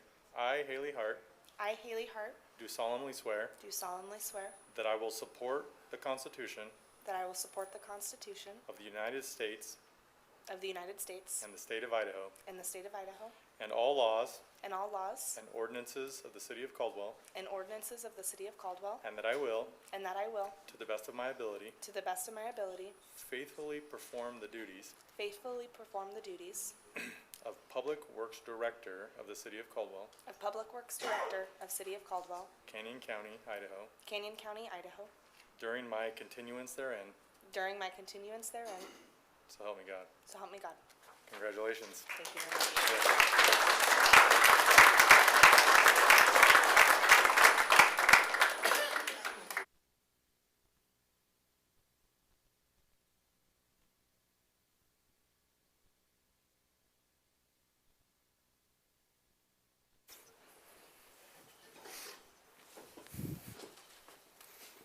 Congratulations again. Thank you for all your hard work and for going through that process in this election, and we're glad to have you, and I just really appreciate everything you do. All right. We get to the fun stuff. The next item on the agenda is an action item to consider approving a resolution authorizing the purchase of a Tsurami mixer and modified mixer bracket adapter from Mountain West Pumps and the valves in the budgeted amount of $19,500. Do any council members have questions? All right. I would entertain a motion to approve that. Mr. Mayor, I do have a question before I make the motion. Why was this not on the consent calendar? That's a good question. Because if we need to talk about it, we can surely talk about it. It's because it's unbudgeted. What's that? Because yes. it's unbudgeted? Okay, so it's Unbudgeted. unbudgeted, okay. Yes, So then I currently do an have some unbudgeted item. questions If it's unbudgeted, so it's something that has to do with wastewater, I take it? Correct. And so, oh, okay. so- Oh, sorry, I was just gonna clarify. So I believe that it was accidentally marked incorrectly when we were putting the calendar item together. But this is a typical maintenance and operations item of the wastewater department. And so we didn't put the correct task code in when we were entering this as a city council item. So it's an outlier. I make a motion that we approve the 19,500 for the mixer. All right, do I have a second? Motion is second. Council, please vote.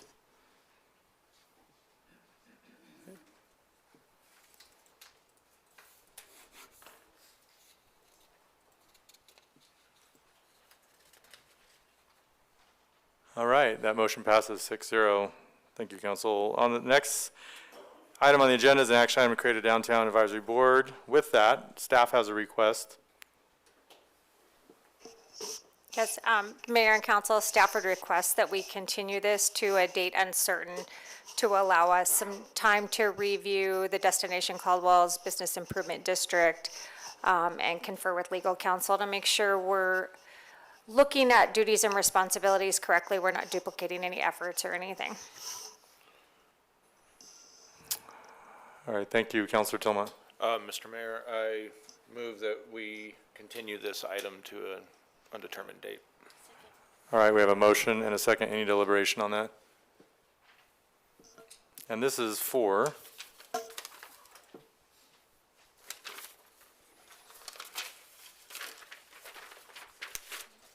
sorry, get my bearing here. Item number 6 for those keeping track.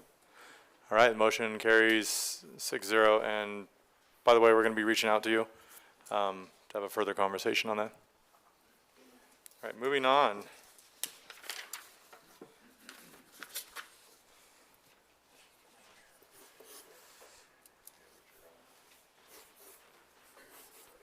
The next item on the agenda is an action item and a public hearing for case number ANN 25-000010, ANN 25-000013, ANN, there's two N's in there, 25-000014, SPP 25-000014, JUB Engineers on behalf of the property owner, the Idaho Conference of Seventh-day Adventists and developer, 3 companies requesting approval to annex approximately 240 acres, 284 acres of land consisting of 5 separate parcels within the city of Caldwell with a request for initial zoning of R2, commercial residential 202 acres, R3, urban residential 34 acres, and HC mixed-use regional commercial 48 acre zones with the incorporation of a development agreement. In addition, the applicant is requesting approval of a subdivision preliminary plat for Silverleaf subdivision consisting of 764 total lots, 655 single-family residential lots, 1 multifamily lot, 13 commercial lots, and 95 common lots on approximately 220 acres on the parcels south of Highway 55. This is a quasi-judicial hearing and is essential to follow the process to ensure that participants are treated fairly and respectfully, helping to inform the decision that is made. First, we'll hear from the applicant or their representative, who will have up to 10 minutes to speak, and our clock will be good for that, right? Okay. After that, staff will follow up with a report. Thank you for being here today.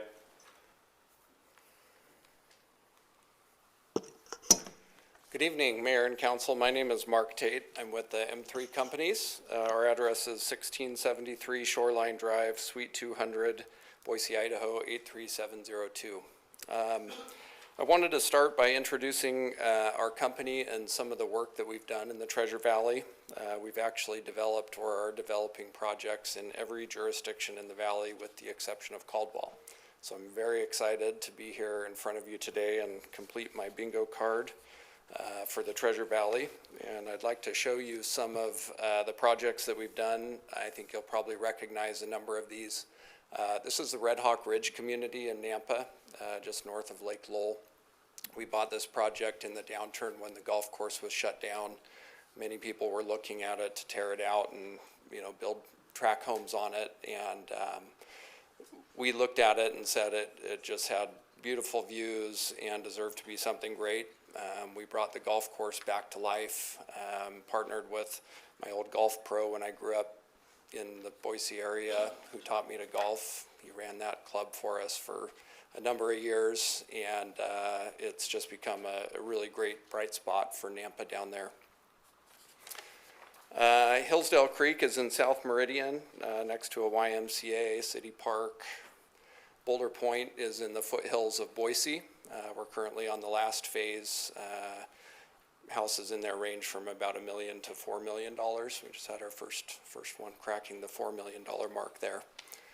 This is Riverstone. It's just east of Highway 16 along the Boise River. It includes a mix of densities from small patio homes to multi-million-dollar riverfront and lakefront estates. A large clubhouse similar to actually what we're proposing here with this project. You can see the pool, workout facilities, community rooms. Spurwing Heights is along Chinden Boulevard in Meridian. Foxtail was in Eagle, next to the Fred Meyer there. Summit Ridge, I want to pause on this one for a minute. I would say this project, Summit Ridge, which is on Greenhurst Road, not far from Red Hawk, is very, very similar to what we have in front of you tonight. I'd say this is the best example of the architecture, the entry monument. You can see the community pool, park as you come in. You'll notice a theme with our projects. We don't do entry-level communities. We do very, very nice high-end communities. One of the things that I learned with Red Hawk as somebody that grew up in southeast Boise is that there was a lot of demand for nice things in Canyon County, and both Red Hawk and Summit Ridge have been great successes. The average price of a home in Summit Ridge is more than 2 times the median home price in the city of Caldwell. We plan to do the same thing here, which means twice the median home price, means twice the property tax revenue from each home with the same amount of services. Valor is another project of ours. It's got 36 holes of golf, multiple clubhouses, amenities, pickleball, bocce ball, 18-hole putting course, just a new restaurant that just opened up down there. We're very proud of it. So what's in front of you tonight, as you mentioned, is located along Karcher. Everybody's aware that Karcher is torn to smithereens and undergoing a great improvement, which will add capacity to the area. Most of the property is south of Karcher. There are 2 parcels to the north that are not part of the preliminary plat. The reason for that is we do want some flexibility as we're proposing some significant commercial on those properties. There's a couple other large commercial developments just to the east of us, anchored by a few retailers that you can see there. We were in discussions with both of those retailers to try to site them on this property. We weren't successful, but we're happy that they're going to be in the neighborhood adding more commercial to this corridor. We plan to continue to add additional commercial. As you can see as well, the property is essentially a large infill project. There's development on every side of the property, and there's utilities on every side of the property. There's a major transportation corridor that runs through the middle of the property. There are 2 schools adjacent to the property to the north. The high school's very close by to the north as well, and the Gem State Academy and other schools right in the middle of the property, which is being retained by the Gem State folks in the Seventh-day Adventist Church. You also see that little yellow box there is a 10-acre BLM parcel. I'll talk a little bit more about that here. So this is the layout for the community. You can see on the north side we're asking for a commercial and multifamily zone, and then to the north, single-family zone, and then on the south side you can see the preliminary plat. The project follows to a T. I know my time is limited, so I'll let staff opine on that, but we follow the comp plan exactly. We're asking for zones that are part of the comprehensive plan, which are a mix of uses, a mix of densities. As you mentioned, there's over 47 acres of commercial requested on this site, which is a massive amount of commercial, especially given the other very large commercial developments within the proximity of this. One thing to note on the commercial as well, the Montana intersection on Karcher is not a full signalized intersection, meaning it doesn't have every movement at that intersection. Indiana on the east and 10th Avenue on the west have every movement, so you can notice we've clustered the commercial at those intersections, which is what would be more desirable for commercial users, office users, that sort of thing. Rather than kind of stretching it along the entire frontage, we wanted to put it where it would be most impactful at those intersections. We have a massive amount of open space in this project. Code requires a minimum of 8%. We are at 14.5%. That BLM property is 10 acres. I've been working with staff on something called the Recreation and Public Purposes Act. There is a act of Congress that would allow the city to acquire that 10-acre BLM property for no cost if it's made a public park. We'd like to work with the city to get access to that and potentially continue to add more park facilities in this area. Another thing to note is that the comp plan and actual city code requires development within a quarter mile of Karcher Road to be a minimum of 8 units per acre and up to 15 units per acre. I'd like to note that we are at 8.06 units per acre. We are at the absolute minimum density allowed by city code. We would actually have to have a variance from city code to go any less dense. So we're not trying to hammer a bunch of density into this location. Like I said, we do very high-end communities, high property values, and it's really a product that Caldwell doesn't have a lot of. That's very different from what's out there today. By developing the property, we'll be able to complete many miles of regional pathway. The city's already invested thousands and thousands of dollars acquiring right-of-way for trails on the north side to do a grade-separated underpass of Karcher Road. By developing this property, we'll be able to connect everything south of Karcher via large regional trails up to the schools to the north. The project would be built out over many years, at least 5 to 10, maybe even more, depending on how the economy goes. What you see in the foreground is the Gem State Adventist Academy, which they will be retaining. You can see what we've done is planned commercial along the frontage, multifamily, clustering density along a transportation corridor is smart planning principles. The mixed-use property along the frontage, as I mentioned. These are some renderings of the entry. This would be what our entries look like for our collector roads that tie us into Indiana and Montana and 10th Avenue. It's something very beautiful, very modern. Lots of interior open space. You can see there's both active and passive open space within the community.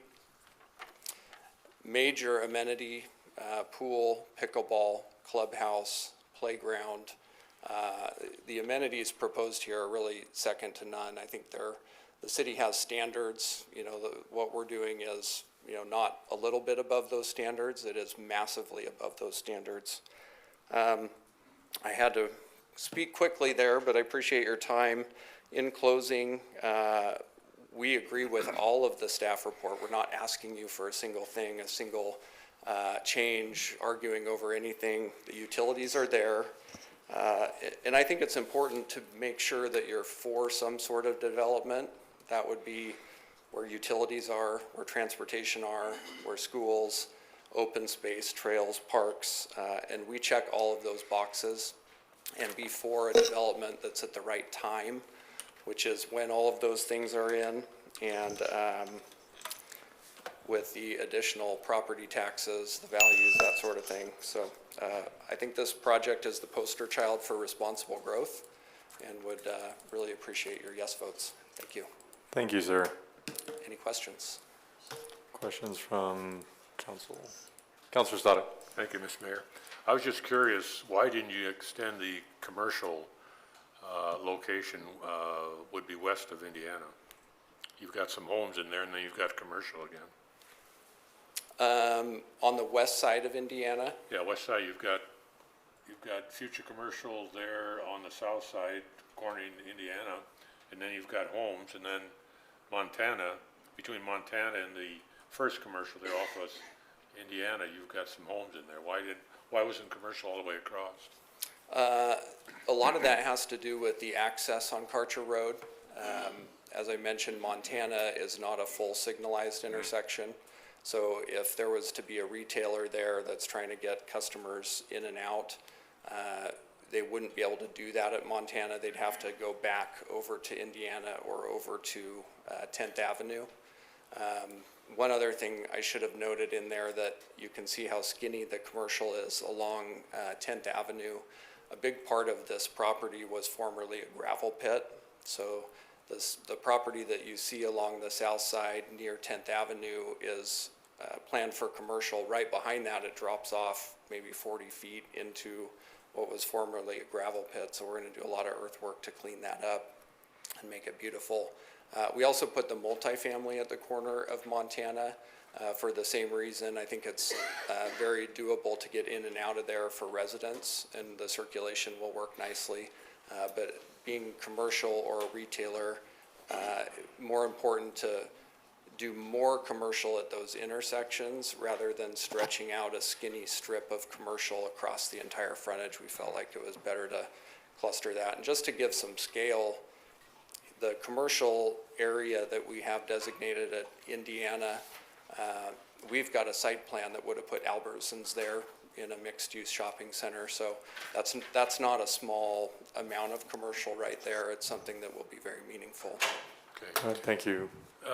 Excuse me, just one more question. The BLM project there, is that where the big pit is right now? It is, yeah. So Okay. the BLM owns 10 acres of it. You can kind of see the aerial underneath this. Part of it's being used as a staging ground for Knife River. But the BLM property currently has no public access because it's surrounded by private property. Right. So you can actually see on the land plan here that we've got a street stub into that BLM property that lines up with the neighborhood entry. And we do have a little bit of experience working on this stuff and would just love to work with city staff. We've actually had a meeting with the Parks Director about it and had some discussions on if that's something that they would be interested in, and had great response. Thank you. Thank you, Councilor Stoddard. Council President Register. Thank you. I appreciate a lot of the things that you said. I really do. It's nice to have a developer come here and say that you're thinking about us and that you're not trying to cram in more and more, or that you're taking into consideration what Caldwell is becoming, and it's not just a dumping ground anymore. I do have some questions. So I think you kind of touched on it a little bit. The first question that I had was what kind of commercial you were looking at. Did you say you were looking at a grocery store there? Yeah, we'd love to see a grocery anchored center. We think office and flex space will do very well as well. And then on the north side of the highway, we've got a very, very large regional commercial center, eyed for that area. So looking for major tenants for that as well. But I think dining would be great in this corridor. I think we need a lot more of that as well as office. So I think just given the amount of rooftops already in the area, and now with the transportation corridor, I think that's a really viable use as well. Yeah, we hear from a lot of our residents about not having grocery stores is a big one over there, but dining, that kind of stuff is also really important. We feels like they all have to either go to Nampa or come in town to what we have downtown. So that's a great idea. I noticed though that there wasn't a lot of discussion about the multifamily piece. Do you have any pictures of that or what that looks like? These are just renderings and not part of any submittal, and I know staff can speak to this as well. There would be a subsequent application for the multifamily that would be, I'm gonna not get the right terminology, but like a design review type application where we come in with the specific site plan, elevations, parking, open space, that sort of thing. We did not include that yet at this point. Sir, hold on just a second. Director Collins. Mayor and Councilor Register, it'd be a special use permit, so the multifamily would come back before City Council again for a look at that. Okay, so the design and everything would still have to be, Yeah, we still have, approved we later. still look at the design, but you would have the ability to look at the special use permit and approve the multifamily or deny the multifamily when it comes back through. okay, so we are not approving or denying multifamily tonight? That is correct. Okay.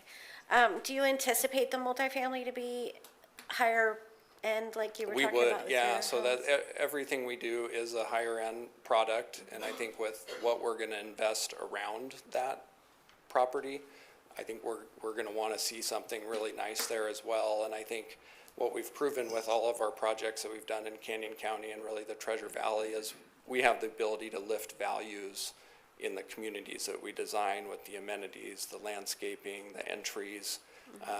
And I think with the amount of commercial and mixed use in the corridor, we could have young professionals who are looking at nicer, you know, rental housing, that it doesn't have to be an affordable housing. You know, this project, while it's noble to try to get attainable housing and people should be able to afford housing, that's not our market. We're Well, you looking do for. have subdivisions in there that, you know, match that whole Yes. description. And I think what we've seen a lot of is developers coming in and trying to do something different in the middle. So this is a nice change. It's exciting to hear it. Now, with the BLM, just so I understand, you're trying to acquire that to make that a We public would bay? not be able to acquire that, but by developing the property, we could facilitate the city being able to acquire that. Okay. And so the rules are that it could be acquired with an environmental study and then some sort of guarantee that it stays public. So making it a city park would fall into that. And you would be helping with that? Have to. Okay. We've got great planners and landscape architects and all that sort of stuff. We just built for the city of Cuna, 10-acre city park, in our Valor project. And it's got pickleball and some really wonderful amenities there. So we would be happy to work with the city on something like that as well. Okay. I have one question for staff, but don't go away. My question is, if this is approved at the density that he was talking about, the 8.6, I think, if this land were to be sold, they would have to also adhere to that? Or they would have to come in and get a new approval? Planning and zoning, Morgan Bisa. So if this, any portion of this area that you see on your screen, if this was sold and they wanted to do something different, they would need to come back to council because this would all be part of a preliminary plat that has a development agreement. So these entitlements would be very specific. Anything north of Karcher does not have a concept plan at this time. There's no developments proposed north of Karcher at this time. So depending on what someone proposed on the north side, they may or may not have to come back. Obviously, if they were going to do any sort of housing that would need a plat or a multifamily would need a special use permit, that would have to come back. But if they were going to pull possibly a single building permit for a commercial use on a commercial parcel, that would not necessarily need to come back unless you wanted to add a condition in the development agreement saying, you know, anything would have to come back to modify the development agreement. If it were sold and they wanted to increase the density, then they would have to come back for that? Yes, so if anything regarding this portion of the development that you see on the screen would change, then they would have to come back. Yep. Yeah, I kind of like locking in the density. Yeah, so the density is outlined in the comprehensive plan. I'm sorry, I apologize, in the development agreement. Yeah. And so it'll be stated in there, the number of units will be stated in there, and they would not be able to increase anything by a single dwelling unit. Okay. Based on the development agreement. I apologize. Late night. Yep. Okay. So then my other question for staff, but I still have another question for you, still just, is the well issue in that area. Do you anticipate having, like, what's going on with the water down there? Mayor, Councilman Register, yes, so we are still looking at increasing our water supply in this area. The majority of this project is in Zone 4. The small amount of commercial and residential over on the east side of the Forest Canal is Zone 3. We're actively working on a well in Zone 3, which should be constructed this year, so that portion should be available. The remainder of the portion that it is Zone 4, we have worked with the applicant on possible well locations, whether it be within this development or within future development to the north that's still within that Zone 4. We have been having those discussions with the applicant to find a well location, but they are aware that a well needs to be drilled in order for any building permits to be able to move forward. If we have any additional questions like that, do we want to go ahead and move into the staff report? Well, actually, I have another question for him. Well, actually, I'm not sure if this is for you or for staff, so let me just find out. So typically when Valley View sends in a letter about schools, they talk about their capacity, where they're at, and all that kind of stuff. In the letter that they have for this one, there's a whole discussion, and I, again, don't know if staff needs to answer this or you, but there's a whole discussion in this letter about ongoing infrastructure concerns that they already have with your company. Are you aware of what they're talking about here? I am. There's a discussion, let me back up here.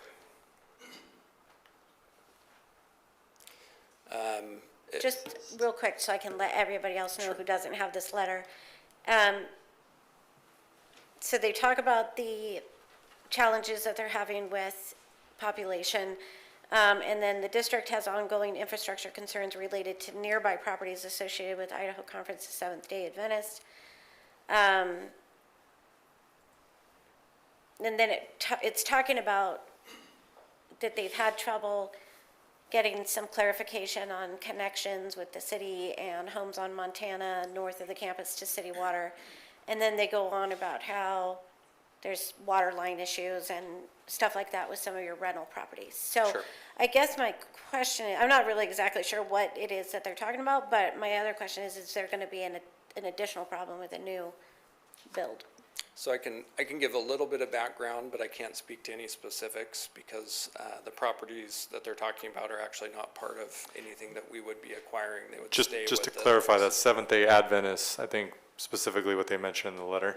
Yes, so it would be property that's retained by them. So Montana goes through the middle of the property here. So north of Karcher Road, you've got the Gem State Academy, and then north of that is the new Falcon Ridge Elementary School. So the Seventh-day Church sold them the property quite, semi-recently to allow for that elementary school that's adjacent.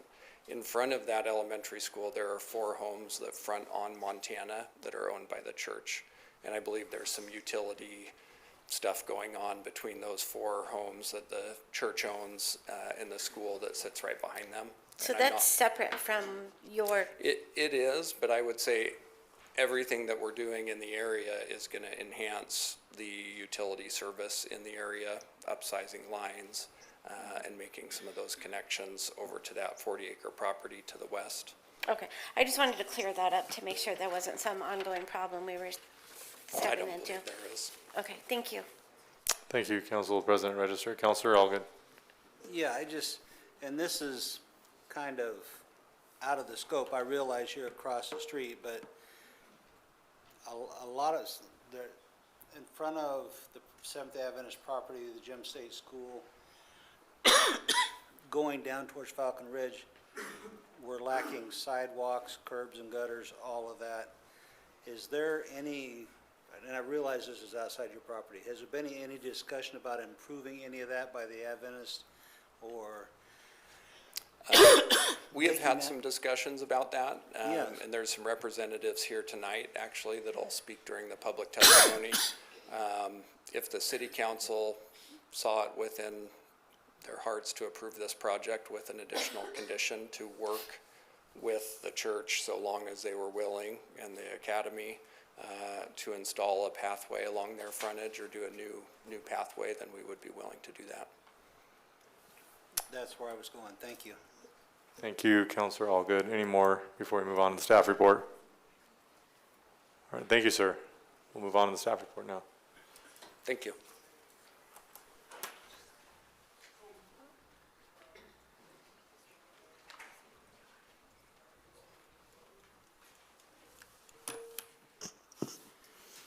Good evening, Mayor and Council. Morgan Besaw, Planning and Zoning. I'll be presenting the Silverleaf application this evening. However, this was all put together by our planner, Joe Dotson, who has recently left. So, the application is for 3 separate annexations as well as a preliminary plat for Silverleaf mixed-use subdivision. ANN 2510, 13, and 14 will all be separate annexations, and I'll show you where they are as we go through the application. So the applicant is requesting approval to annex approximately 284 acres of land consisting of 5 separate parcels on both the north and south side of Karcher between South 10th Avenue and Indiana Avenue. The parcels on the north side of Karcher are only proposed for annexation and initial zoning at this time, with no development proposed right now, while the parcels on the south include the request for a preliminary plat for Silverleaf subdivision. You can see on the screen, they're all broken out and they have their application numbers next to them. So furthest to the north, the little triangle piece is ANN 2513. Just north of Karcher is ANN 2514, and then Silverleaf subdivision is part of ANN 2510. So these can all be approved independently of each other. So you could approve just the annexation that came with the plat and not the ones with no development proposed, or vice versa, or altogether. So I just wanted to explain that, why there's 3 separate application numbers in front of you this evening. So the site and surrounding land uses. The site is primarily vacant land with some areas that have previously been farmed. To the north, we have vacant land or school sites, including Gem State Academy, Valley View Middle School, and Falcon Ridge Elementary School.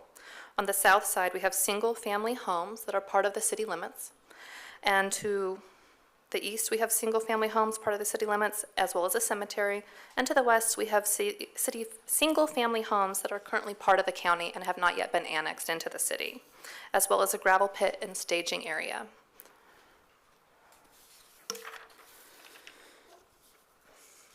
Once again, I have identified each of the separate annexation applications on top of this comprehensive plan map, so that as I walk through how they relate to the comprehensive plan, you can see how each annexation application relates individually. So ANN 2513, furthest to the north, the applicant is proposing to annex this parcel with an initial zoning of R2, which is community residential. This is compatible with the comp plan designation of neighborhood 2 in which it is located. That is the yellow color we have. No development is proposed at this time. However, the applicant has indicated that they will likely come back with a proposal for single-family detached housing at a future date. So if they wanted to do a plat for that single-family housing, you would see it. ANN 2514, immediately to the north of Karcher in the orange area, the applicant is proposing to annex this parcel with an initial zoning mix of both R3, urban residential, which would be the furthest north half of that orange square, as well as HC, which is our mixed-use regional commercial designation. However, no development is being requested at this time. Both zoning designations are compatible with the comp plan designation of community center, which is the orange color we have going east-west on the map. However, staff does recommend an additional condition of approval that a lot line adjustment or lot split be submitted for that parcel to ensure that the 2 different zones, the residential and commercial, are separated into 2 different parcels. So I have that recommendation at the end, but I wanted to explain where it was coming from.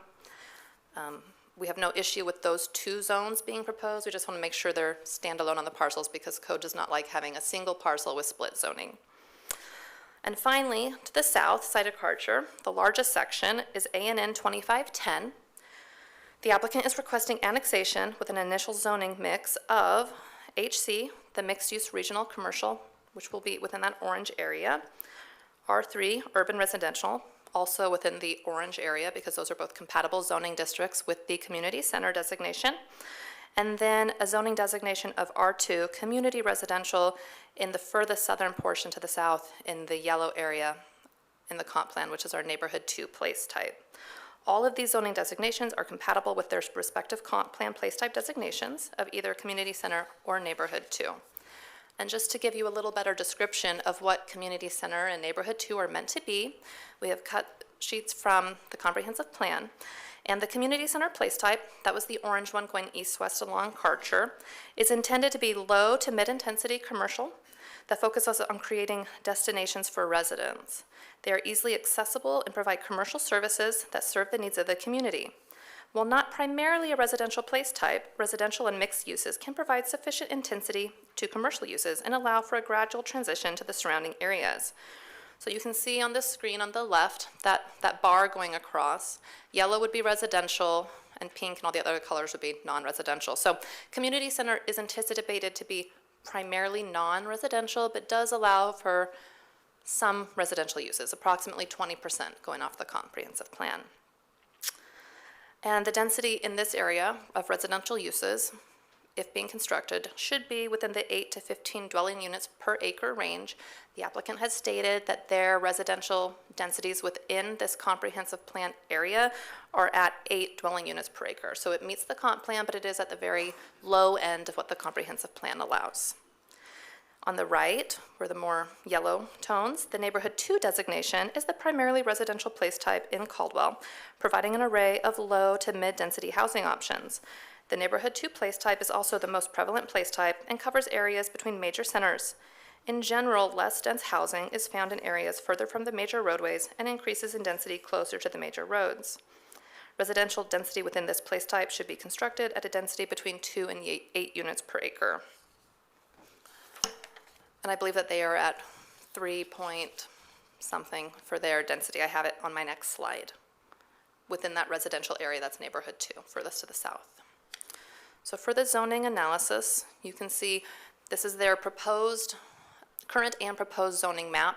So those colors that are hatched are existing zones that are part of the city limits. Those colors that are solid are proposed zones. So you can see furthest to the north for ANN 2513, where they're proposing that R2, ANN 2514, the split between the R3 on the north side of that parcel and the commercial on the south, as well as the lower Silverleaf area. So as noted, the 3 different zoning districts are proposed within this development to comply with the community center and neighborhood 2 place types, including R2, R3, and HC, to try and achieve the minimum gross density requirements of the comprehensive plan. These zones are requested, the R2 and R3, for residential uses, to offer a broader mix of housing types and lot sizes than in what is permitted within the R1. I will also say that the R1 zoning is not allowed within the community center place type. The lowest density or intensity residential zone that's allowed within the community center is R2, which is the yellow color that you see proposed on the screen. So no development is proposed at this time for the properties north of Karcher, as discussed before. However, to the south of Karcher is the Silverleaf mixed-use subdivision. Where you see on the screen the yellow color is R2. The applicant is proposing 655 single-family detached homes. In the blue highway corridor, or HC areas, the applicant is proposing 22.63 acres of commercial development. And in the R3 zone on the south side of Karcher, indicated by purple on the corner in that intersection, the applicant is proposing a future multifamily development of no more than 336 dwelling units. Entitlement for that multifamily project would be contingent on future approvals from the City Council and their being able to obtain a special use permit for that development. Lot dimensions in all the zones meet minimum code requirements. The single-family portion of the project that's located within the neighborhood 2 place type at the south end of the development has the proposed density of 3.42 dwelling units per acre, where the code calls for 2 to 8. And the density of the portion in the community center is 8 units per acre, where the code calls for 8 to 15. Across the entire development, when averaged, the density comes out to approximately 5 units per acre as a whole across the whole Silverleaf mixed-use area. Therefore, the development does appear to meet the low end of all density requirements. These numbers are based on the assumption that the proposed multifamily portion of the project develops in the future. If the proposed multifamily development does not get approved in the future at time of special use permit, then the density of the project as a whole would drop below these thresholds that I have been describing. So you can see the proposed subdivision layout on the screen. This is all associated with ANN 2510 for the preliminary plat. There are 220 acres within this preliminary plat. No more than 991 residential units. 655 would be the single-family detached residential that we had discussed, and no more than 336 in the multifamily. So while we don't know what the multifamily would look like, we don't know if it would be entitled in the future with a special use permit, there is a condition within the development agreement that says if there was future multifamily here on this corner, it could have no more than 336 dwelling units, which keeps this right at the low end of the approvable density based on the code and the comp plan. The applicant is proposing a single-family residential project, proposing single-family development along both Carter and South 10th. The code currently prohibits residential along arterials. The applicant has explained why they feel this request is justified based on the amount of commercial in the area, as well as site and topography constraints, such as the gravel pit that's on the west side of the project, or the former gravel pit. Therefore, they are requesting that council approve this modification through their development agreement to allow residential in these two areas fronting onto arterials. The site also includes a future Vista Drive, which is the collector that runs east-west through the site just south of Carter and would take some traffic off of Carter. All street frontages are proposed to be improved with curb, gutter, and sidewalk, landscaping, and necessary street widening adjacent to the site per our master plans.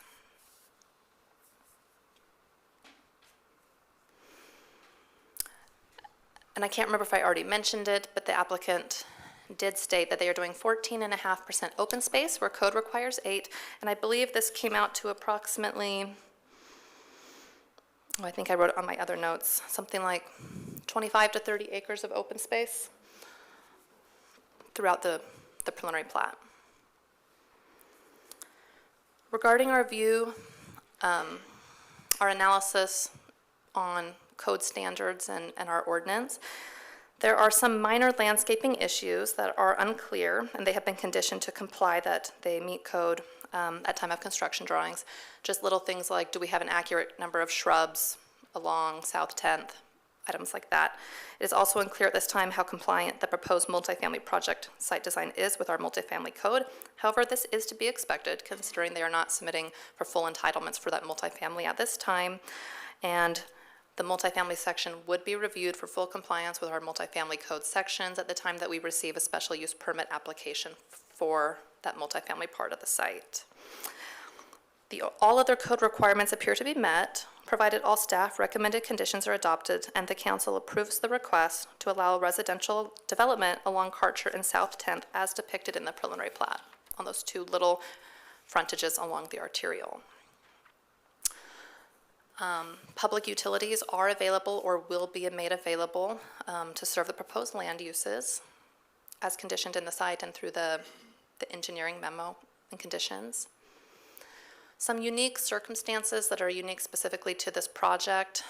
They have annexation but no development proposed for certain portions as discussed ANN 2513 and ANN 2514. We have no proposal, and you would see those at a future date, like I mentioned, if they were going to include any residential components or plats. Terrain considerations for the southwest portion of the development due to the old gravel pit that limit its commercial viability along South 10th.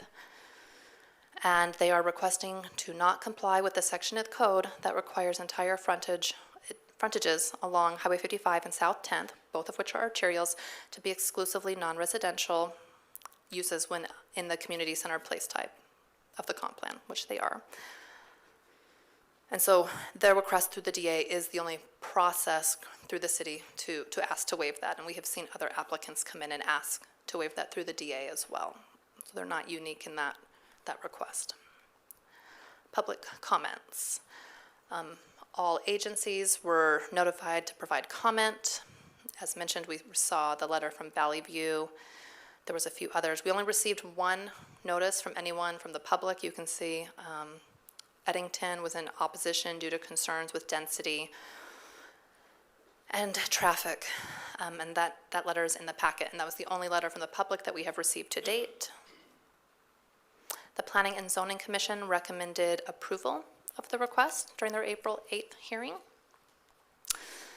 In conclusion, staff has found that it is in conformance with city codes, Idaho Code, the Comprehensive Plan, all other adopted city codes and policies, other than the minor landscaping items that I said were conditioned, as well as the request to deviate from the prohibition on all residential along arterials to allow those two small sections along Karcher and 10th through the DA. If council chooses to approve ANN 2514, staff recommends one additional condition of approval to be included in the development agreement for that parcel.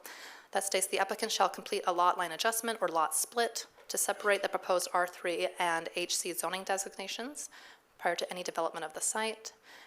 And all other conditions that are proposed to be stricken in the staff report, you may have seen that there were several conditions in the staff report that were stricken through. That's because they were in there when this went to P&Z, and they have all been satisfied at this time by the applicant. They mostly were requiring modified landscaping plans, which the applicant has submitted.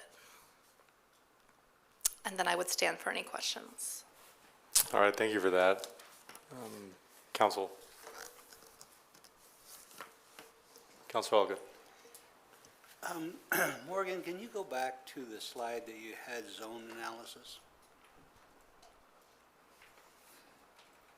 Right there. I realize this is just off the top of your head, but the neighborhoods below to the south of this development, proposed development, what is the density in comparison to the proposed development that we're talking about tonight? Is it less dense, more dense?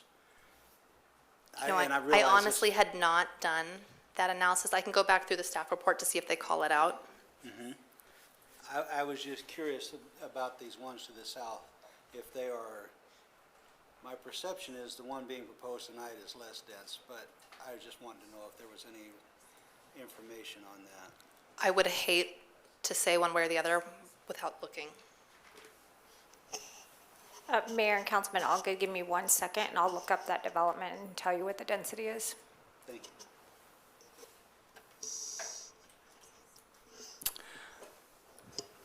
Any other questions, Councilor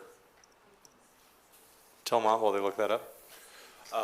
Just real quick, you said that in our community center, it's supposed to only be 25% residential per code or per comp plan? So we specifically didn't put firm numbers in there. We just did that sort of bar to show that it's primarily commercial in nature. But that is going to be across the place type as a whole, not necessarily project by project. So if you have a good amount of commercial adjacent or across the street, it's really just to sort of give the flavor of being primarily commercial with some residential uses being permitted, either whether through straight residential or through mixed use. Okay, so you do need to take into consideration, we need to take into consideration what else is going on down Karcher. Thank you. Do we have, thank you, Councilor Tillmont. Hold on just a second, Councilor Stoddard. Do we have the answer? Director Collins. Mayor and Councilman Alga, I have an answer to one of them. So the subdivision directly north above where that hot pink square is, that's Passero Ridge, and their density is 3.13.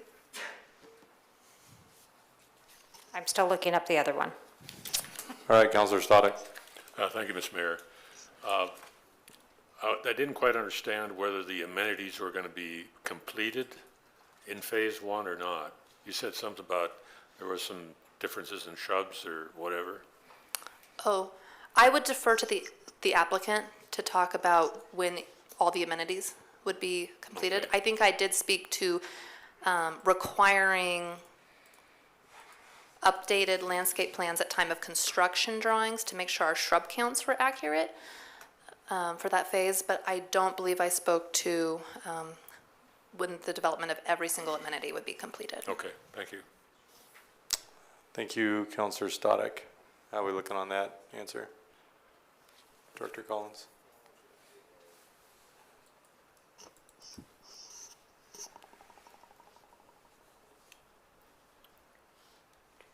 Do we have another question?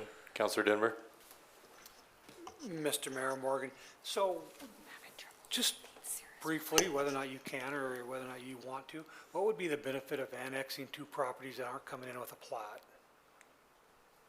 Well, so for instance, the parcel that is split, the purple and blue right there, if that comes in as commercial use, they could pull a building permit for a grocery store, if that's a commercial use. So if we don't annex the commercial, or if we do annex the commercial without a plat, they still have the ability to pull a building permit and do commercial uses that are directly permitted by code.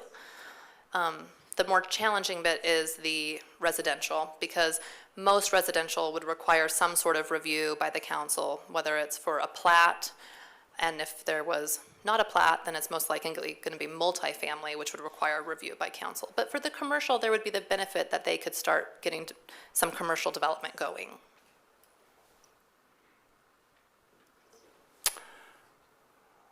Thank you, Counselor Denver. Counselor Algo, do you want to move on or stick with? Yeah, move on, please. Okay, thank you. Let's get it going. All right. Hold on a second. Any other questions from council, just for staff? All right, thank you.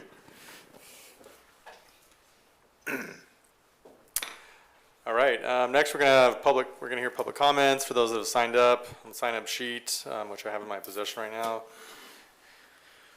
First, we're going to start with those that marked in favor of the application, then neutral, and then we'll end with those that are opposed. Each person must start by providing their name, address, and must speak into the microphone up here on the podium. Everyone has up to 3 minutes to speak. It is shown on the clock behind us. Comments must be relevant to the application. With that, after public comments, the application, the representative is going to be given 5 minutes to rebut the public testimony. After rebuttal, public hearing is closed and no new public testimony or other comments or information may be offered unless the hearing is reopened. So with that, I'm going to go ahead and open that, and then, all right, first in favor is going to be John Sewell. Is that the correct way to say that? Sule, sorry.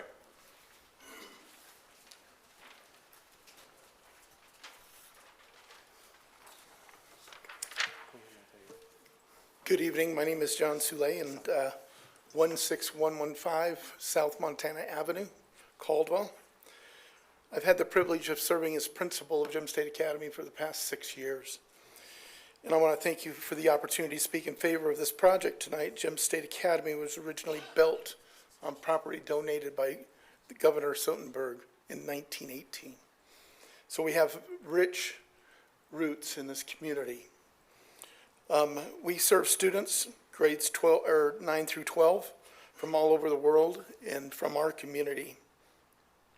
Throughout Gem State's history, it has served thousands of students. We see multiple generations who live and work in our community today. We are proud to be a part of Caldwell and have seen this area grow and change for many decades. Our staff is highly invested in Caldwell. We are very proud to be part of this community for the last 108 years. This project will allow Gem State Academy to continue to serve educational needs of our community. Gem State is part of this community in many different ways. We are honored to host SWAT training at our facility every summer. We facilitate K-9 training for our men and women in service. We have been a part of the Christmas parade in Caldwell for a number of years. Our music department has performed for numerous nonprofits at Indian Creek Plaza. Our different nonprofit ministries on our campus is KTSY and 88.7 radio stations that serve this community in a lot of different ways. Once upon a time, the school was located in a very rural area. Now we have seen developments around us to the south, to the west, to the north. We have a commercial development, Fred Meyer Shopping Center, to the east. I really believe it's the right time to work with a developer we know and trust. We want to ensure the future of Gem State Academy and know that our school will be part of this special community we call Caldwell. Thank you for your time. Thank you. Any questions from council? All right, next, John Rogers.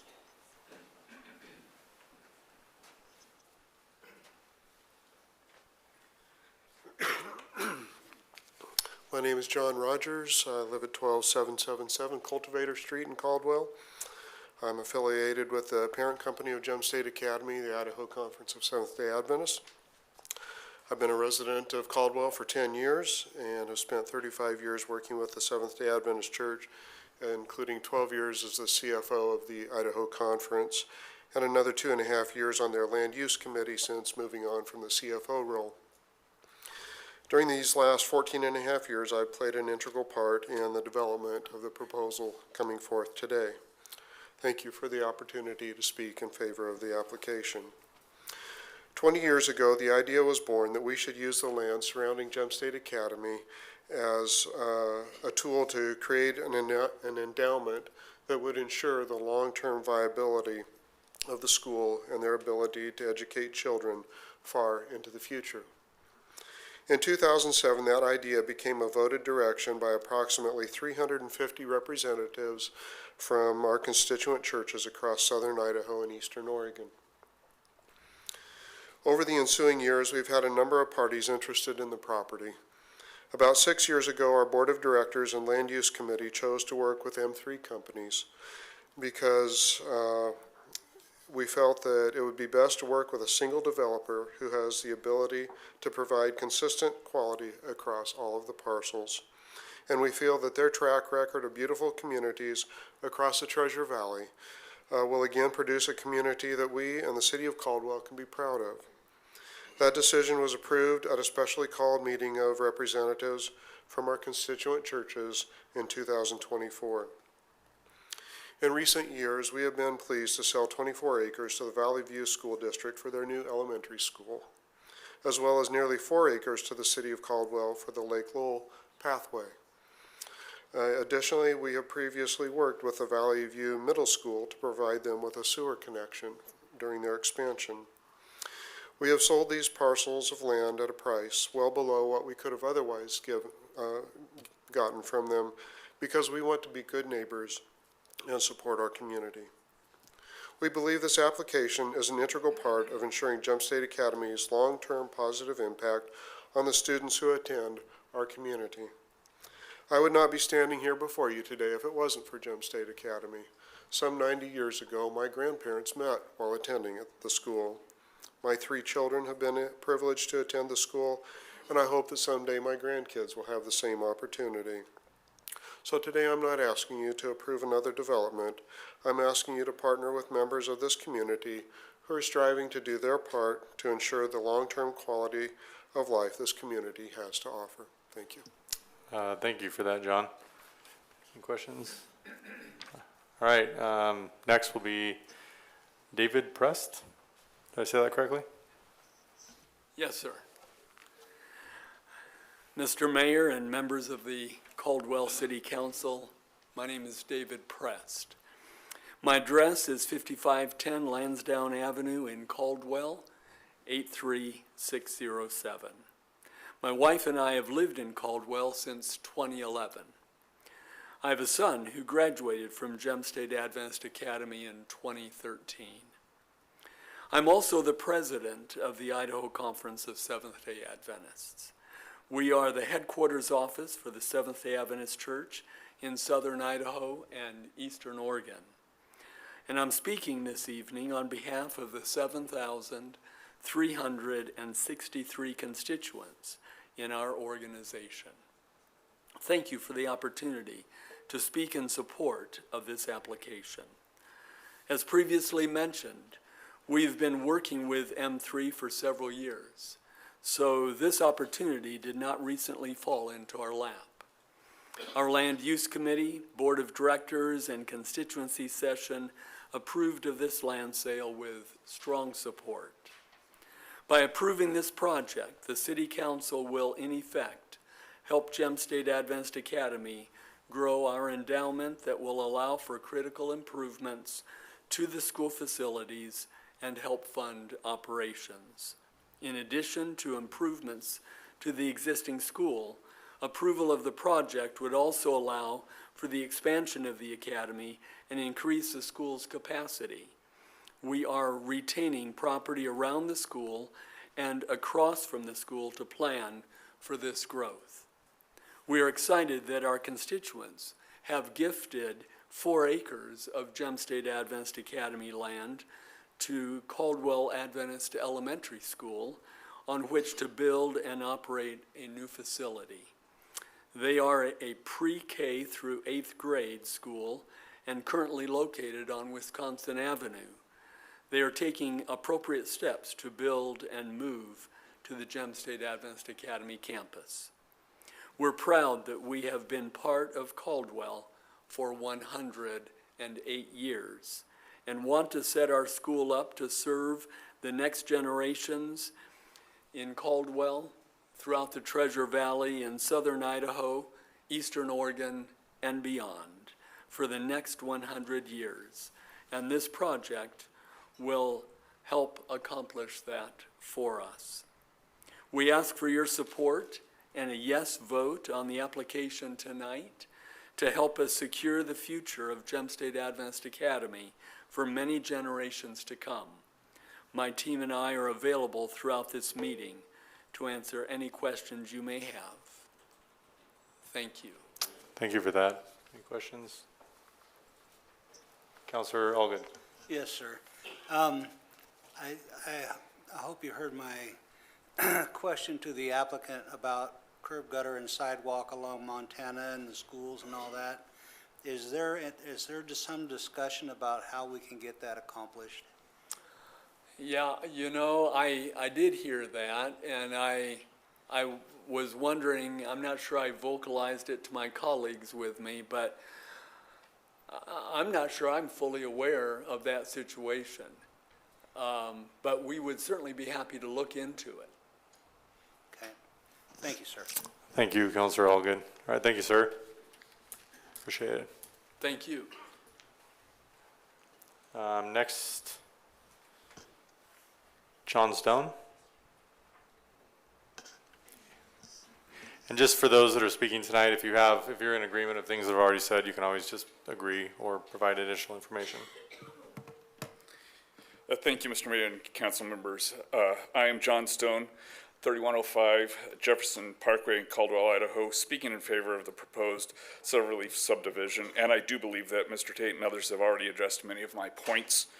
Just a couple of points that I want to make here. I'm a member of the Idaho Conference of Seventh-day Adventists and have 2 children who have graduated from Gem State Academy. As a 30-year resident of Caldwell, I have previously lived in one of the houses on Karcher Road, and this was before there were even stoplights on Highway 55 between Highway 95 and Middleton Road. And I am pleased with the current improvements that the Idaho Transportation Department is making to the state highway that bisects the property, including the many safety improvements. One of these safety improvements is the restriction of access from Montana, allowing only right-hand turns onto Karcher Road. This traffic pattern may not have been considered when requiring 100% commercial development along Karcher Road, and I feel that businesses would find this location to be less than desirable. I am also pleased with the work conducted by the city to construct the Cougar Path, which will run through the property and provide a safe underpass for pedestrian and bike traffic, serving both sides of the highway and access all the way to Mallard Park. Therefore, I support the request for the developer agreement and be allowed to build that multi-family unit on the corner of Montana and Karcher. Thank you. Thank you, sir. Any questions from council? All right, thank you. Next, Oscar Mike Sanchez. No? Okay, thank you. And he was in support, just so everyone's aware. All right, next we're going to move into neutral. Matthew Whitaker, he was here earlier. I believe he left. But he did Yeah, he just wrote no. Next, we're going to move into opposed. First will be Ms. Sue Kushlon. Please come forward, and you'll have 3 minutes. Good evening, Council and Mayor. Sue Kushlon, 121 South Louisiana, Caldwell. This development sounds really good. I mean, I'm really torn. However, I do have some concerns. The concerns are with the surrounding schools, Valley View. Sounds like it's going to be a many-layered project. Will Valley View be able to keep up with building schools to accommodate the influx of students? That's one. Water issues. We're in a water crunch right now.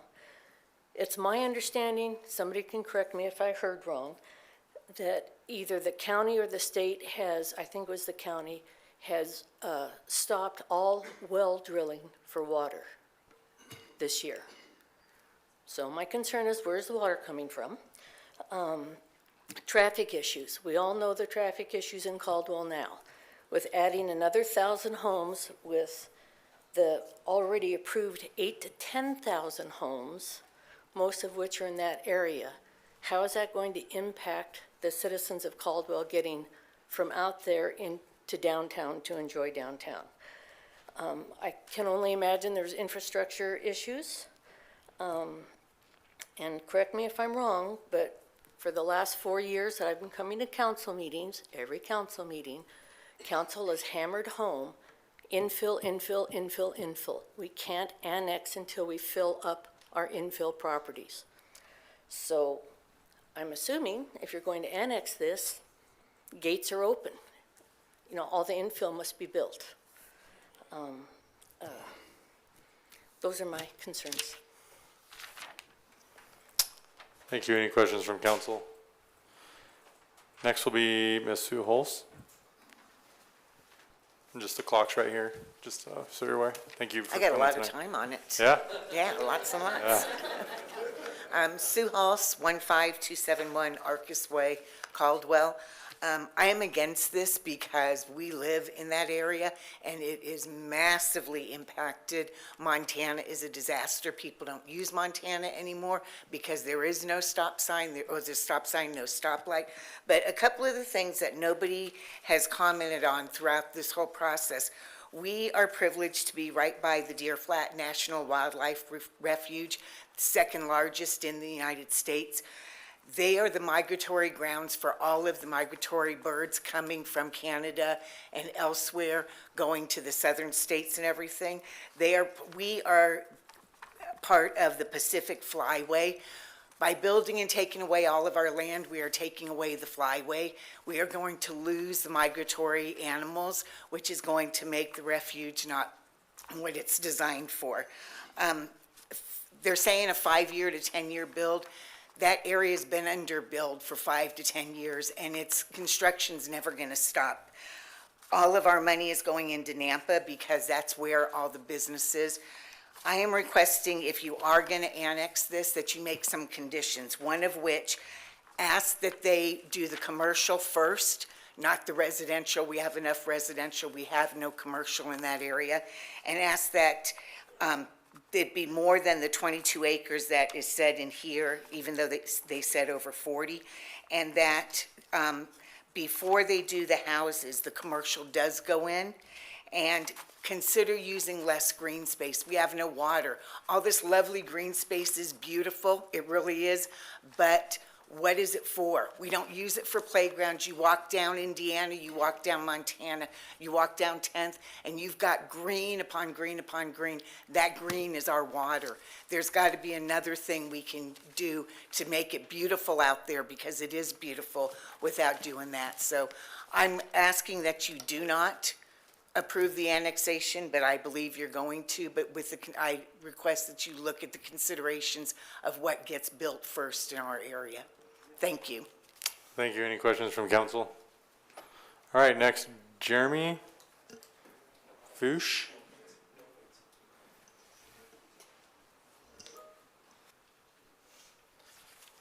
My name is Jeremy Fife. No offense. Sorry, happens it all was the just time. No issues. No, you got it. Right, yeah. You're never going to get it right. No big deal. My name is Jeremy Fife, 15032 Kings Row Road, Caldwell, Idaho.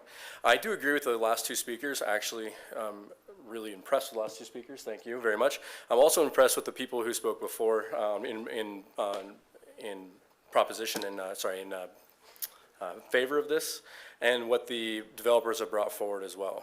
And some of you know, I've been on city council here in Caldwell. I was on urban renewal. I was on planning and zoning. I was also on impact fee committee and a couple others.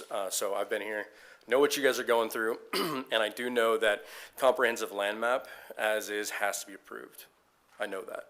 Okay, Mr. Dittenberg's been attacked for that. He's not incorrect. But what I would like to say is there always are loopholes.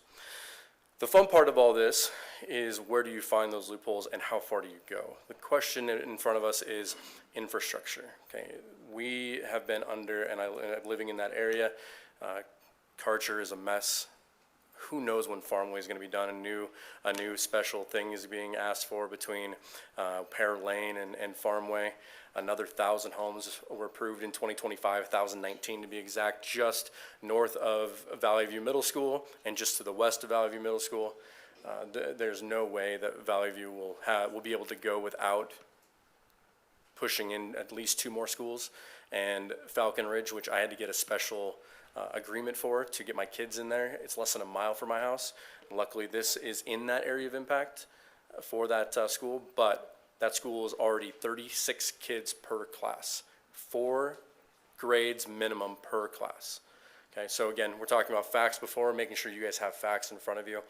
We got my son, autistic, has a lot of problems reading. He's been talking for 3 years, and we got him up to reading level this year. Okay, so what happens when you push to 40? What happens to that one kid who doesn't have parents like me and my wife who are willing and able to work with him on a consistent basis? Quickly, trying to hit all the points here. Forget about infrastructure. We have antelope. There's 2 pronghorn that live in the rock quarry just to the south of Karcher Road. Whether or not we have to take that into consideration is another thing, but there are a family of pronghorn that are moving into that area. Recognizing I've only got 30 seconds left, I do want to say that I'm very happy that Toll Brothers was not used. But with that said, and knowing I got 19 seconds left here, we've got 1,000 houses that we haven't accounted for that infrastructure with those 1,019. We've got houses in the Toll Brothers location that have not been filled, and you have property in those apartments and on Florida that haven't been filled, and same on 10th and U Stick that haven't been filled. So with that, I'll stand for questions. Any questions from council? All right, thank you, sir. Thank you. Ms. Sharon Whitaker. All right, I believe they were here earlier and left. They voted in opposition but didn't want to speak. All right, hold on a second. All right, now we're going to move to the rebuttal, correct? Yes. Would the applicant please come forward? Good evening, Mayor and Council. Thank you for the opportunity to come back and address you. I thought that was really great hearing from everybody here tonight.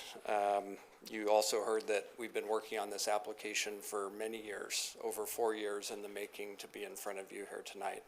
We've spent a lot of time thinking this project through, analyzing everything, recognizing that the time is right to move a project forward, given the transportation facilities that are being constructed. It's a total game changer for the development in this area. We cannot develop the property without the utilities. We understand that. That is all already conditioned in the staff report, and we're on board with it. You've also heard tonight that by approving this project, you are making it possible for the Gem State folks to move forward on a brand new K-8 school. They've already enlisted consultants and designers, and as you heard, have gifted the 4 acres on that site to make that happen. So voting for this project is in essence adding school capacity We're really excited to be a part of that. I know they're willing to work with their neighbors and make sure all the utilities are figured out. They're great folks to work with. And I did mention that, would they be willing to accept a pathway on their property frontage? They said, well, we have to go through a committee process, which I'm familiar with now, but all signs point to yes, to be able to do that. They were excited to hear about us being willing to do that if that's a condition here tonight. I will also note that the demographics of our communities typically skew older.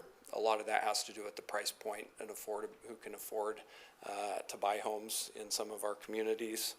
And the last thing that I want to say is I think it's just important for the city of Caldwell to show what you are for.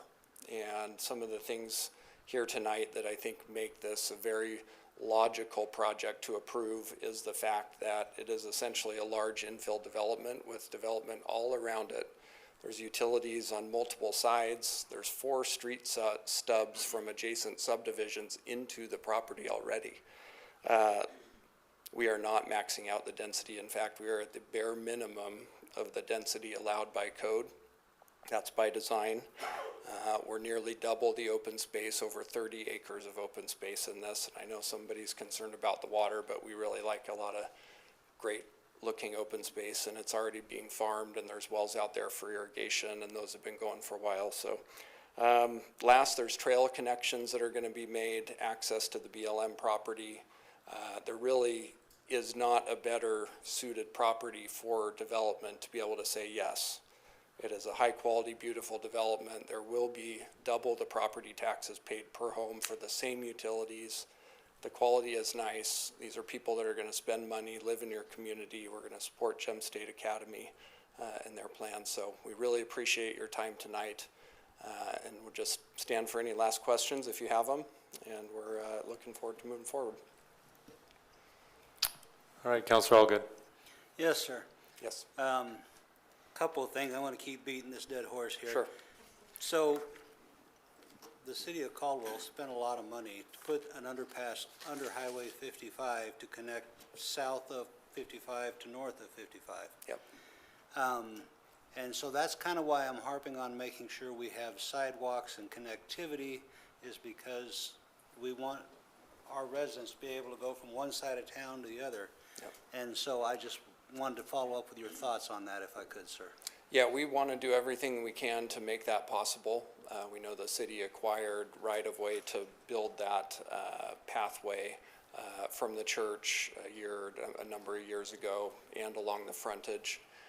We're willing to help participate in that. We're willing to landscape and beautify alongside it and make it a really, really nice corridor. One thing that I was concerned about is, you know, a pathway gets built and that's great, but if you got a bunch of tumbleweeds along it, that's kind of a bummer. So one thing that we're really excited about is to make that a really great experience along that corridor, get it landscaped and built as soon as possible, and participate in the portions that are within the property as well.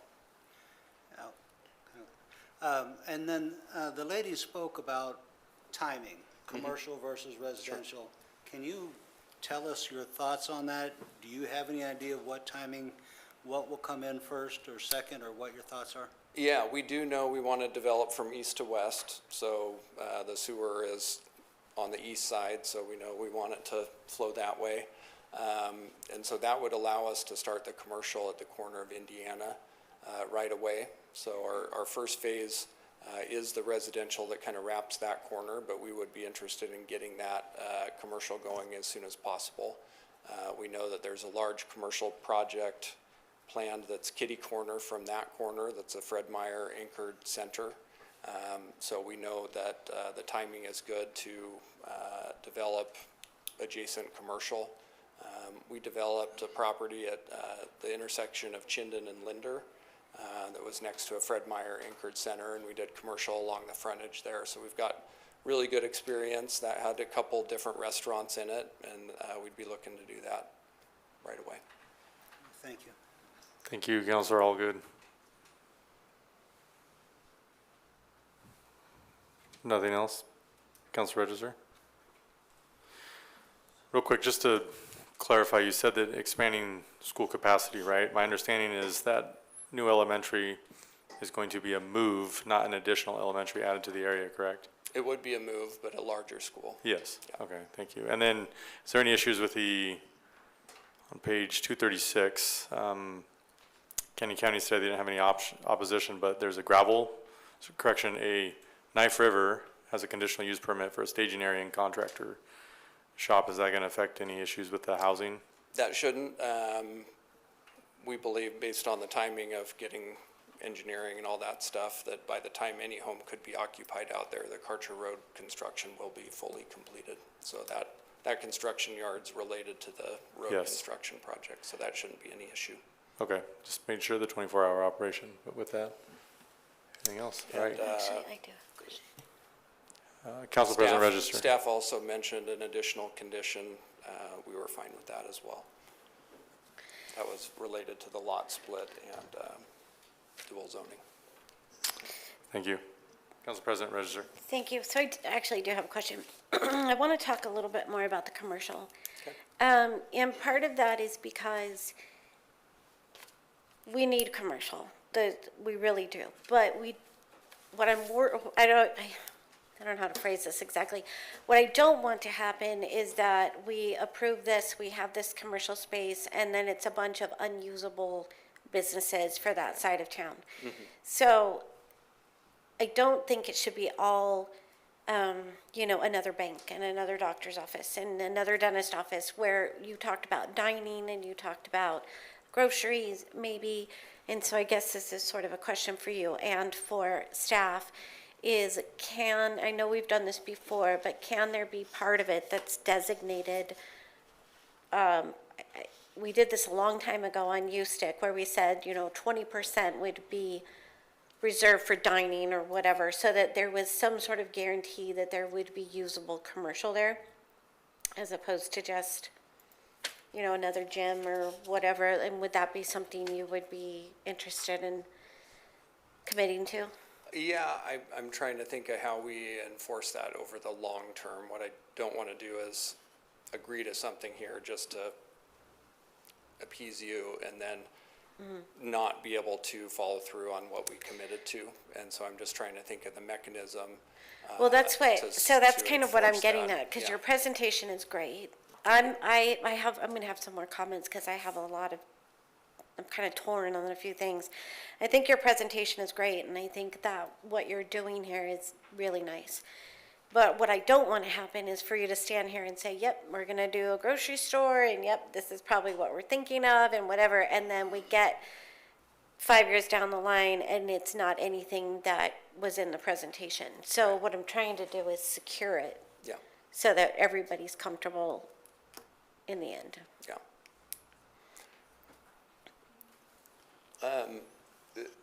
Just kind of thinking out loud, and we have done a number of studies of the corridor and kind of future projects that are planned in the area.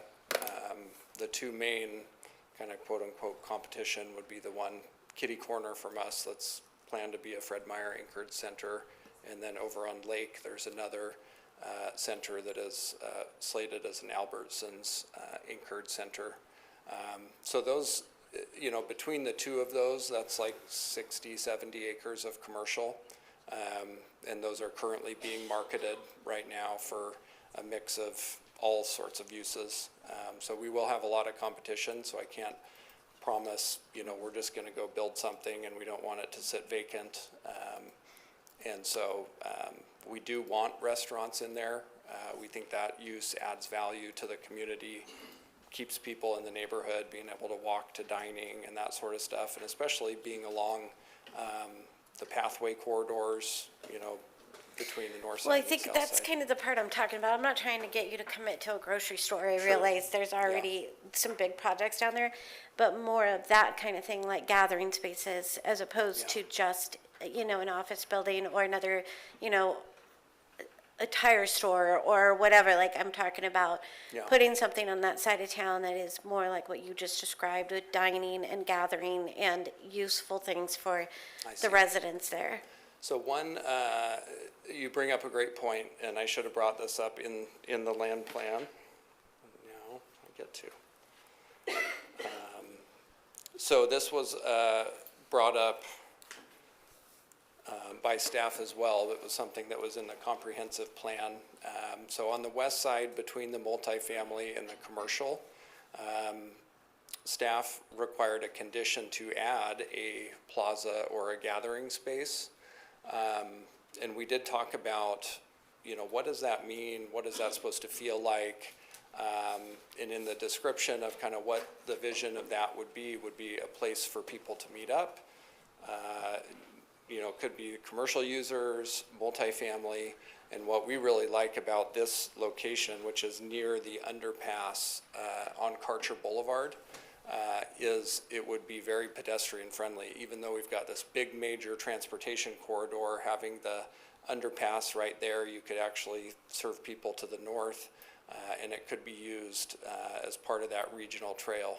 And so the pathways plan to come under the highway there and then go along the frontage of Karcher to the east and then to the south. How big is that gathering space? Do you know? We don't have any plans for it, but if you had a vision of like a number of square feet even, I would be happy to, you know, have a little bit even more specific guidance on what you might want to see there. Okay, so you do plan on doing the commercial first? Or more, The or first the, phase would be the residential wrapping around that Indiana commercial site, but we would start marketing it, you know, tomorrow if we're approved. So the goal would be to be able to have it near some of the we first think the phases. concern is we just don't want it to sit empty for Yep, agreed. ever. Yep. And then, so Morgan, can we require a certain amount of that commercial to be something like gathering spaces or something like that? Like we did on I think we did it on a U-Stick property. So there is a condition of approval in there currently that requires the public gathering space, although no square footage is specified at this time. Regarding the comment earlier about not wanting to have too many office, dental, medical, we could put some sort of condition in there that said, especially for the flex space, at time of building permit, no more than 20% of the square footage of the commercial uses shall be dedicated to office, or something to that effect, which would be at time of building permit and would allow for it to change, you know, in 10 years as market demands change. But we could ensure that, you know, today going in, you know, no more than 20% was office medical. I mean, I would obviously want to defer to the applicant to make sure that that was something that they felt was reasonable and achievable. I wouldn't want to put something in that would prohibit this commercial development to go forward. Sure, yeah, and also just keep in mind, it's a lot of acreage, so the site plan is large. You know, we're talking about 47 acres of commercial property here. So if we went and said 20%, you know, that would be 9.4 acres of restaurant, which would be. Well, I think she said no more than 20%. Say it again. Yeah, no more than 20%, I Or would say number. possibly of the building square footage footprints or something like that, no more than shall be dedicated. I think the issue is that we don't want to have too much office medical, Yes. so it wouldn't be a minimum of however many So acres the you concern would mentioned. be not wanting it all to be office? Yes. Okay. Yes. And so here's the thing, because if we approve this and we want to make it usable and nice for the residents that live on the south there, we have to give something. We have to. Otherwise, we're just putting in another development with glass windows in the front and they don't get anything, right? They've waited forever for grocery stores and they're dealing with all the widening and all the things that are going on. So if we're gonna do this, I'm just asking that we do it right for the residents there so they have some place to go and visit and dine and those kinds of things without having to continue to divert down to Nampa or have to come all the way into downtown Caldwell. Yeah, I think I understand what you're going for. With regards to kind of the gathering place, I think I would be willing to add a condition for one on the east side as well. I think that could be a benefit to get some of that same feeling on the east side commercial area. And then maybe on the office, the question about the office, 20% seems kind of low. Maybe 40% would work for us to do, on the south side. And then I think just with For each one of those commercial lots, 40% total or 40? Total, yeah. Okay, so 40%, no more than 40% being office space so then the other 60% being those gathering type restaurants and. Retail, yeah, that sort of stuff. Restaurants, retail. Yeah. Trader Joe's. I would love that. Right. Yes. Okay. So now it's all on record. So we have, Yeah. okay, so 40, no more than 40%, just regular kind of office. I don't know how that would be phrased. So the other 60% being restaurant? The other allowed uses under the code. Okay, so restaurant, retail, I don't even know I don't know exactly what all the other Those are allowed kind of the uses other are, ones, so. yeah. When you look at kind of the commercial uses, those are like the big pots would be kind of Okay. office, retail, restaurant. Restaurant and retail would be We don't see fantastic. industrial there. I guess that would be the other Yeah. pot, but we're not going to be Okay. manufacturing anything. That sounds good.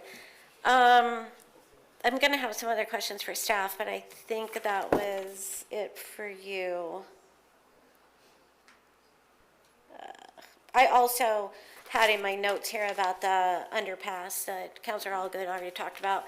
I think that is really important because we don't want to keep putting in subdivisions and then not having the rest of it taken care of, and then we don't have any sidewalks and nobody can walk anywhere, and then we have this underpass where there's nowhere for anybody to go. So that would be a great consideration too. Quick question for staff. That underpass is happening regardless of this development, correct? That is correct.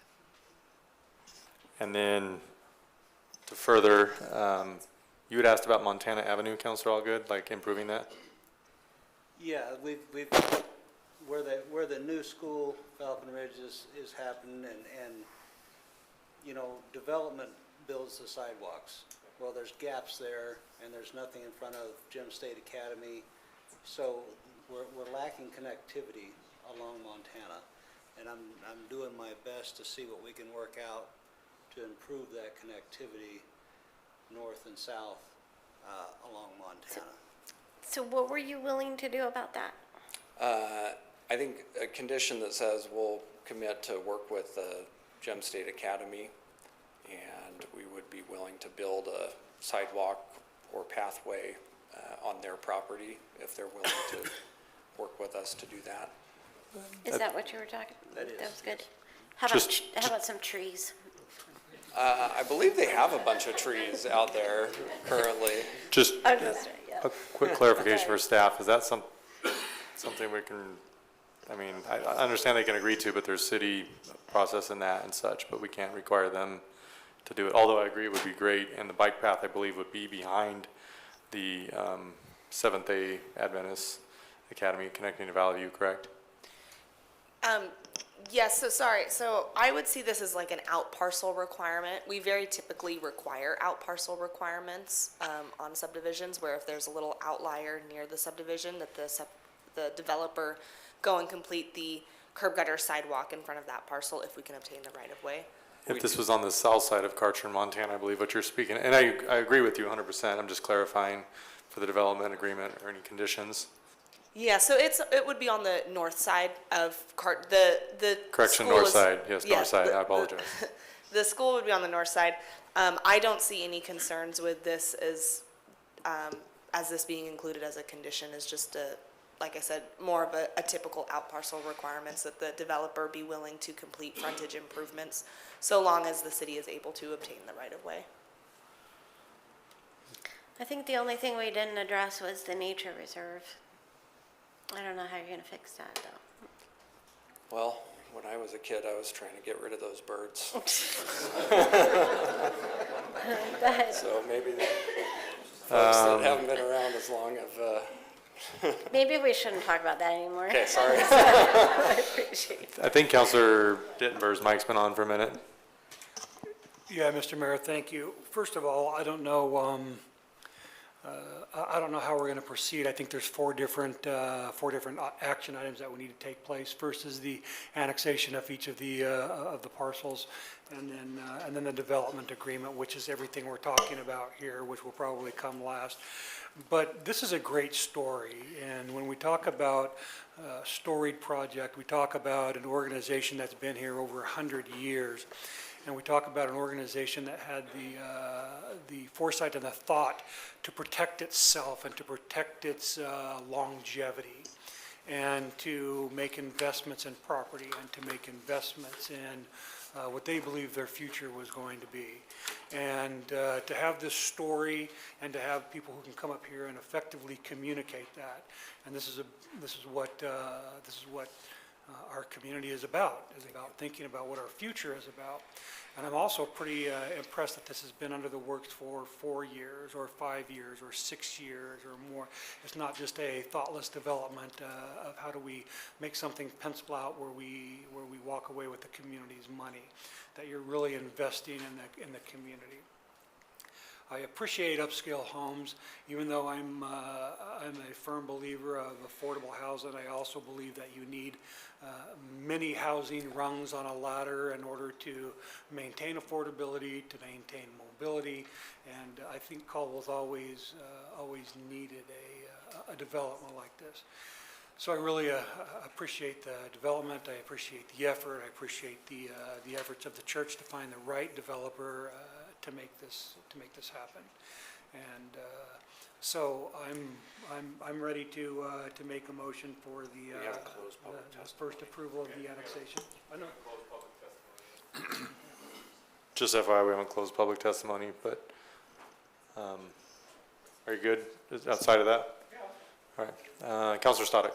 Thank you, Mr. Mayor. The question for staff, when this gentleman talked about grocery store, do we have 2 grocery stores going in on Karcher Road, there between Nickel Avenue and 10th? I thought it was just one. I don't believe we can disclose that at this point. Correction? Sorry, correct, legally. Can't do that? Strike yes. comments from the Mayor and Councilor Stoddard, we do not have the ability to disclose what is going on there yet, but we anticipate we will have something good to announce in the future. She'd make a good politician. With that, on that, I know where my wife will be probably every day. Thank you. I have a question. Sorry, Counselor Tillman.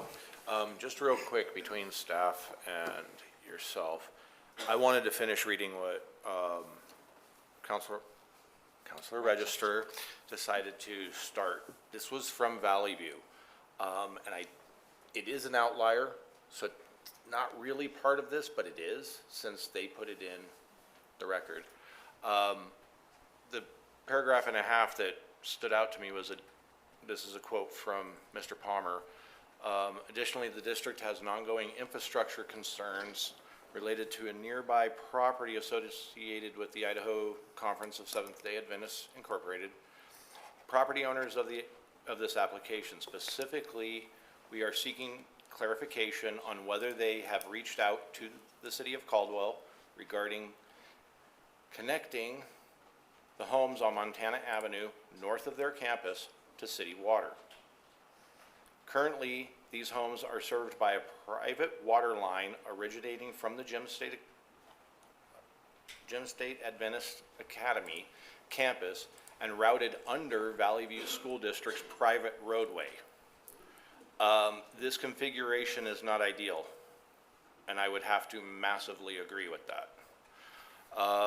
District staff has contacted, so this is from the school district, staff has contacted the Idaho Conference of Seventh-day Adventists and Gem State Academy multiple times to discuss the importance and timeline of transitioning these properties to city water service, recognizing that such connections take time to initiate and complete. To date, we have not received any specific information. as somebody who works in this kind of industry, Sure. I have a massive issue with right-of-way and everything else between the school at that point as well, especially up against Montana Road. Now, unfortunately, this is not part of what you're annexing, but it is owned by those that you're working with. Yeah. Has there been any concern? I mean, I feel for Mr. Palmer and I feel for Valley View School District in this situation. Has anything been brought up or talked about or dealt with? When I saw the letter, that was the first I heard of it, and I was probably remiss in not bringing it up with them and addressing it directly, so I'm not familiar with any communication that has or hasn't happened between them and the school district.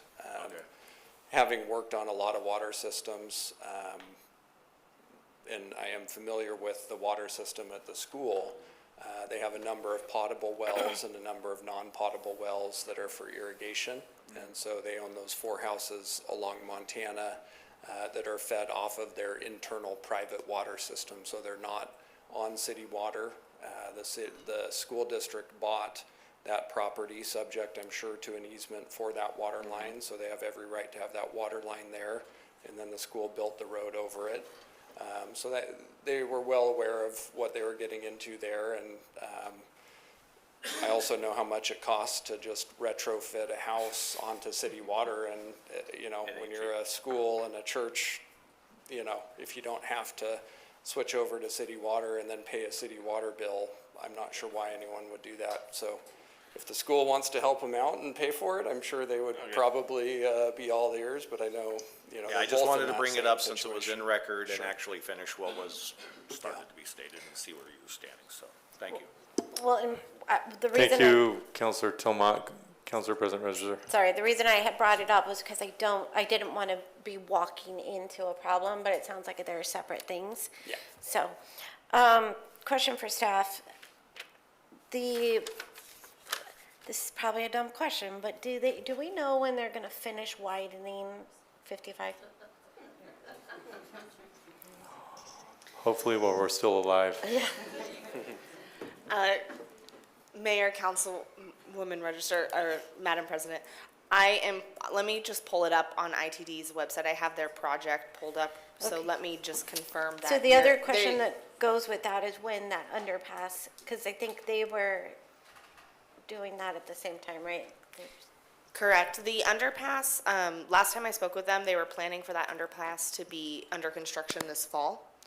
I haven't heard a change to date, but the last I heard was that that underpass would be moving under construction this fall. Looking at ITD's timeline, they're anticipating the end of construction to be in 2028. Okay, so before all this, before you start building. I would say before we have any occupancies on any houses. I get, We would well, overlap a little bit with development before, but, Right. you know, people won't be living there for quite some time. okay. I think that's all my questions. Thank you, Madam President. Counselor Allgood. We're on a roll here.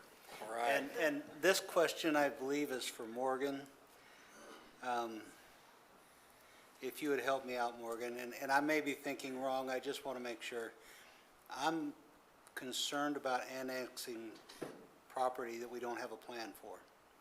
When we have like south of Montana, we've got that laid out, we've got a plan for, but then we have other parcels that we're just annexing to annex, and I'm struggling with that a bit. Can I get your thoughts on that, please? So there's a few different options. So each of these sites is subject or going to be subject to a development agreement. And so we could do a few different things. One, you could approve or deny each annexation separately. So you could only approve the annexation with the preliminary plat and choose to deny the 2 others that have no concept plan. You could choose to approve them with a development agreement that would require anything future on the site to come back to council to get a development agreement modification. So you see everything regardless, even if it was the highway, I keep saying highway corridor, that's our own zoning designation, the HC regional mixed use commercial. Even that one, which I said earlier, you could do that and not come back to council. You could just pull a commercial building permit. You could require that prior to any development of that site, they come back to council to get a development agreement modification and show you a concept plan. So there's a few different options, whether you want to choose or to approve or deny them, or to add. They've all been noticed for development agreement. It's just if you wanted to add a condition to any of them saying that before anything happened or any permits were issued, they had to come back to council, we could do that. Or you could limit the potential uses through the development agreement as well. So there's a few different options. Okay, yeah, I just, like I said, south of 55 is planned, and once it's annexed, then there's different rights that go with that annexation, and I didn't want to add those unless we kind of had an idea of what was going on, so. If I might add one more thing, on the 40-acre piece, even with a commercial application, if we want a commercial subdivision, which we would still have to come back with a preliminary plat. So what she's describing is if we built one building on an existing parcel, which we're going to build a lot more than one building, hopefully. So we would be coming back with another preliminary plat to city council that shows more detail. Why we thought it was really important to annex it now, even though we don't have the commercial preliminary plat, is to be able to show users that, what their use is allowed, and then our application could come in kind of surrounding, hopefully, some of the major users that we might attract. So we just didn't want to get the cart before the horse and come in and then have to come back and modify it. We felt like having it annexed as commercial could show, any potential comer that, this in fact could move forward pretty rapidly when the time was right. So felt like that was really important. And then on the residential piece on Montana, as we mentioned, this application's been in process for a really long time. We didn't know exactly what was happening up there when we put the application together, if there was a road or if there was even another project. So we didn't include that as a residential layout, but the same thing would need to apply. We would have to come back with a preliminary plat to actually subdivide that, which you'd get to take a look at the time. So that was the thought process. That's the idea. That's not a bad idea. And if you wanted to, I know through the development agreement, as Morgan mentioned, the property up in the northeast corner is like 14 acres, something like that. If you said, hey, we don't want to see more than 4 units to the acre on it, that could be added to the development agreement, and I would be fine with that, just to make sure we're not monkeying with the code or something's allowable in there. I'd be fine with that. Thank you, Councilor Allgood. We're going to go with Councilor Tillmont next. We'll come back. I was going to try to hold this until public was closed, but he may need to be here. I don't have Chief Perry to throw under the bus, so I may need Chief Daniels for this one. There was a letter in here from the fire department. It did state that this will go beyond current levels for the fire department. They are concerned about growth over time. This is a huge development. My concern is we're already budgeting tight. We're already looking at Station 4 that may have staffing issues. Chief may be able to answer this. How much of a fire station does this require? A full station, a partial station? How much are we behind? Where are we at? This has been brought up in record, so I'm trying to make sure that I'm clear on where we're at with. Just to clarify, in case Chief's not aware, can you state the amount of homes and such in the multifamily? I think the whole development was all. One of the staff. Doors, right? It's like 600 and something. For this proposed project, yeah.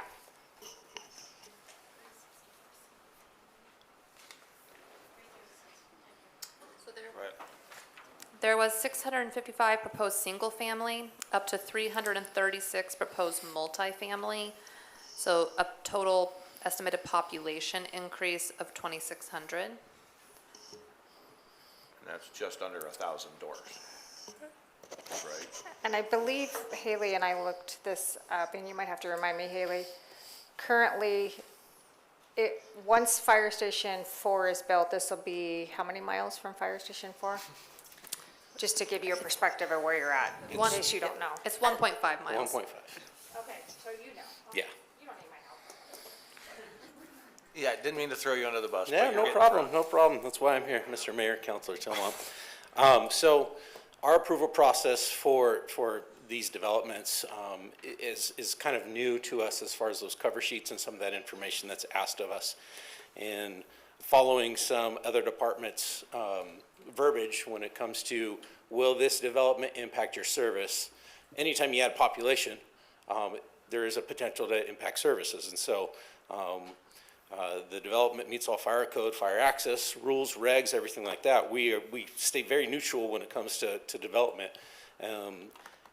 What I will say, though, is that as we are aiming to become a fire department that builds a fire station or puts a company, an engine company or a truck company in service for every 10,000 people, we're doing that right now. We're serving our city right now of 80,000 people out of 3 fire stations. So I don't need to tell you where the math is. In 2 weeks, you're going to hear from ESCI, who has put together our comprehensive plan that clearly outlines how far behind we are. But that's no mystery. Right. So when Fire Station 4 is built, it will serve this community as well as that entire corridor, which will unburden Station 2 from responding out there. It's a perfect neighborhood to be served by that new fire station, but that new fire station will likely serve just the southern area of Caldwell. Right. And we'll need to stay focused in that area. I really hope that answers your question. I guess my biggest concern is we're already behind. We're already looking at budget issues coming into next year. Yes, and my fear is... Do we have the staffing? Are we going to have a star situation where we have a building with no staff? Before you answer that, you recently completed a kind of a calculation on approximately how many we have approved but unbuilt. And then with that, how much more would this add as far as looking at capacity? Because I'm kind of going by Valley View's letter, and I'm looking at almost rough number, quick count, about another 800 doors that are sitting, that they just kind of calculated. I want to clarify, Valley View's letter is incorrect also. Okay. There are some developments on there that were actually denied. Okay. So, like Kane Center, so you'll have to minus that off of there. Currently, we're showing approximately 9,830 dwelling units. That's a combination of single-family and multifamily that have been approved throughout the entire city of Caldwell that have not been built yet. Now, the caveat to that is, like I mentioned in the council's memo, we don't know when those will be built, if they get built. Will some of them get built and some of them won't get built? Some may not be built for 10 to 15 years. So as we spoke, it's challenging, right, at best to predict, because the situation we have today may be very different than what we have in 15 years and what that looks like in 15 years. So it makes it hard for staff to project, but we're doing the best we can. No, I just wanted, I was in the report, I just wanted to make sure that we addressed it. Thank you. I do appreciate that. I'll leave you with this.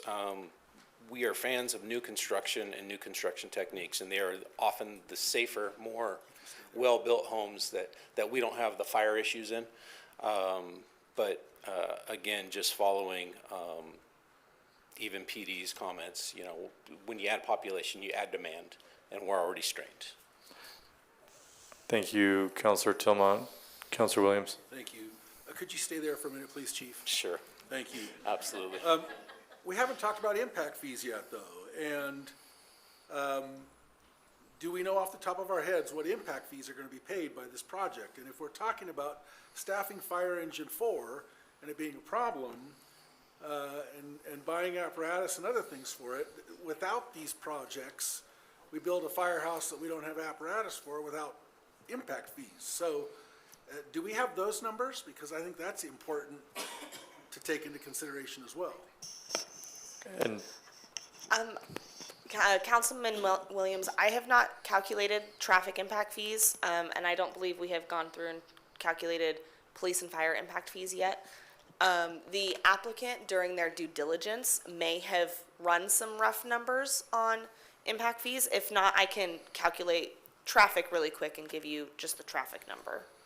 Well, I think the point's being made, though, and it's gonna be millions, if I'm not mistaken. And that's significant for us. If we stop pushing marbles in the paper towel tube, at some point they quit falling out. And 5, 10 years down the road, we're not gonna have revenues coming in that we need then. So growth has to pay for itself. This is a subdivision that not only is gonna bring us substantial impact fees, but those property taxes that are gonna subsidize Station 4 and 5. So that's just something else to be added to this conversation, I believe. Thank you for understanding. You're welcome, sir. And just to confirm real quick, impact fees would obviously pay for one-time expenses, just not the operational, but the taxes would then cover that. That is correct. Impact fees, you pay for your capital improvement plan. So it has to be a project or a one-time expense that's specifically listed on the capital improvement plan. Anything else? Oh, sorry, Council President Register. I just want to make some comments before the motion is made, so maybe we are done with public hearing, and then I can make my comments, and he can move on with his motion. Yes. Go ahead. Well, do we want to close the public hearing? Are we done? Mr. Mayor, I believe Council Register just has some comments to make, so it would be appropriate if there's no further questions from the council to close the public hearing. Yeah, before we move forward on that, just want to make sure there's no further questions. Council. All right, I'm going to go ahead and close public hearing. Okay, so just a couple of comments. So there's a few things that I want to address, so just kind of bear with me. I really like the project, and I think it's very thoughtful. I think it fits into that neighborhood that's already there. I appreciate the open land, I appreciate working about the park, and I really like the commercial. And I like the idea of having a certain amount of commercial that's actually going to serve that area and not just be, that's really loud, what that is. It's, I was I know. What I'm worried about is if we don't take advantage of this builder, that we're going to end up with something there that we don't want. Because even though it's an annexation, it is surrounded by all these other subdivisions, so it's not going to be farmed, something's going to go in there. I'm very concerned that if we say no to a builder who's worked this hard on it, who has great plans and has been so thoughtful about it, plus the commercial, that we're going to end up with a builder coming in that doesn't have that same vision. So that's one thing. I worry about the schools very much. I worry about Valley View, but at the same time, after getting Robin's email, or Director Collins' email, I apologize, what she had noted in there was that there were a certain amount of dwelling units that were approved. The active amount of dwelling units that are approved right now are 10,831.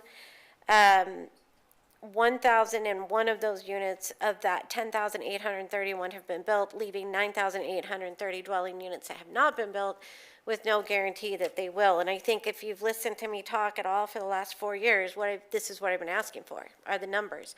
I think we need to know where we are. Now we know. So I appreciate that very much. Thank you. I know that was not an easy project. I would have liked to have known what impact fees were. I think that with each development, we should know that. Do you have it? Mayor and Councilman Register, I can tell you what the impact fees are for police and fire. It would be 1.65 million for police and fire. And that can be on one-time projects like fire trucks and police cars and things like that? I'm sorry, that's just for single family and multifamily. I can't calculate the non-residential because we don't know what those are going to be, but that is just for the residential and multifamily portion. Okay. And that 1.65 million can go towards one-time purchases like fire trucks, police cars, radios, That's correct. et cetera. Land purchases, building new fire stations, yes. And Perfect. Councilwoman Register, on traffic impact fees, just looking at single-family residential, it is approximately 2.8 million. That does not include multifamily or commercial. Okay, so we're looking at almost $4 million in impact fees just on the single-family homes, so. So I also worry about the schools, but I think that, you know, Counselor Tilmont came forward with an idea for the schools, and the schools didn't come, and they didn't participate, and so that was really frustrating, I think. So I think we should still have the conversations with the school, but the school has to be willing to have the conversation with us if we want to move forward with anything, and until they're willing to do that, then they're basically saying they're okay. At least that's what it feels like. So, again, let's see, where am I going with this? If Counselor Dirtenberg is going to finish the motion that he started, what I really would like to see, I want to just talk about conditions in the motion. We said no more than 40% of just regular office, leaving 60% at restaurant, retail, and other approved uses. I think he said a Trader Joe's, but I wasn't sure. I think that was in there. Maybe I can throw that in, right? Okay. I don't know if anything can be included about the sidewalks and that kind of stuff, but I appreciate that you're willing to do that. And these are recorded, but as Councilor Allgood mentioned, I am not comfortable approving the other annexations without a plan.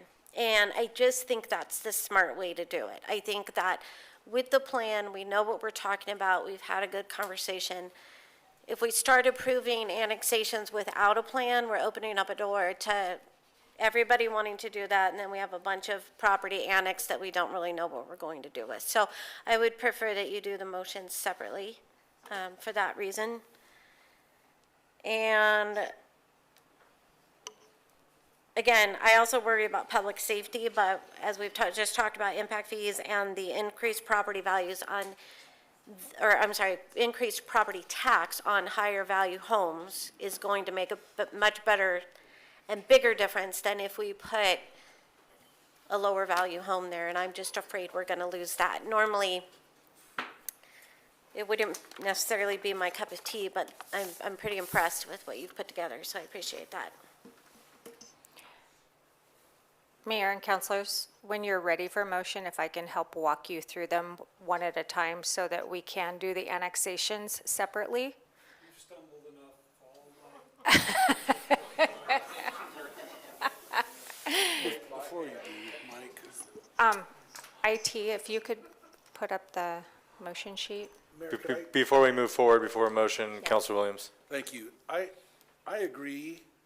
I was equally concerned with that. However, in this case, because it's one project, and likely the agreement that they're working with to get this done is all those properties owned, I like going back to Morgan's idea of including those development agreements so that whatever is built on there would have to come back to us regardless, so that we're insulated and protected from what we're afraid of by not annexing them now. Because I think you're right, annexing with nothing normally wouldn't be right. I agree with you 100%. But because it's one project, and because it's together for all parties involved here, I would rather we make the motion to move ahead with the DAs so that anything that's not platted today would come back to this council later so that you can dispense with it then. And then, real quick, Council President Register. sorry about that. So on the property that is like the little sliver? Yes, the one marked number 1. Yes, so does somebody else own the property? You own that whole, okay, so you've already built on it?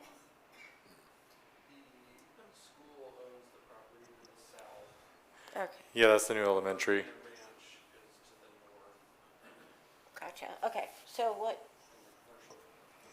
All right, let's, okay, thank you.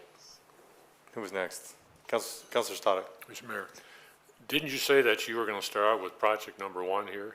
Is that, did I misunderstand that? I did say we would start on the east side, but I didn't specify we would start on the east side, south of the highway. Oh, okay, thank you.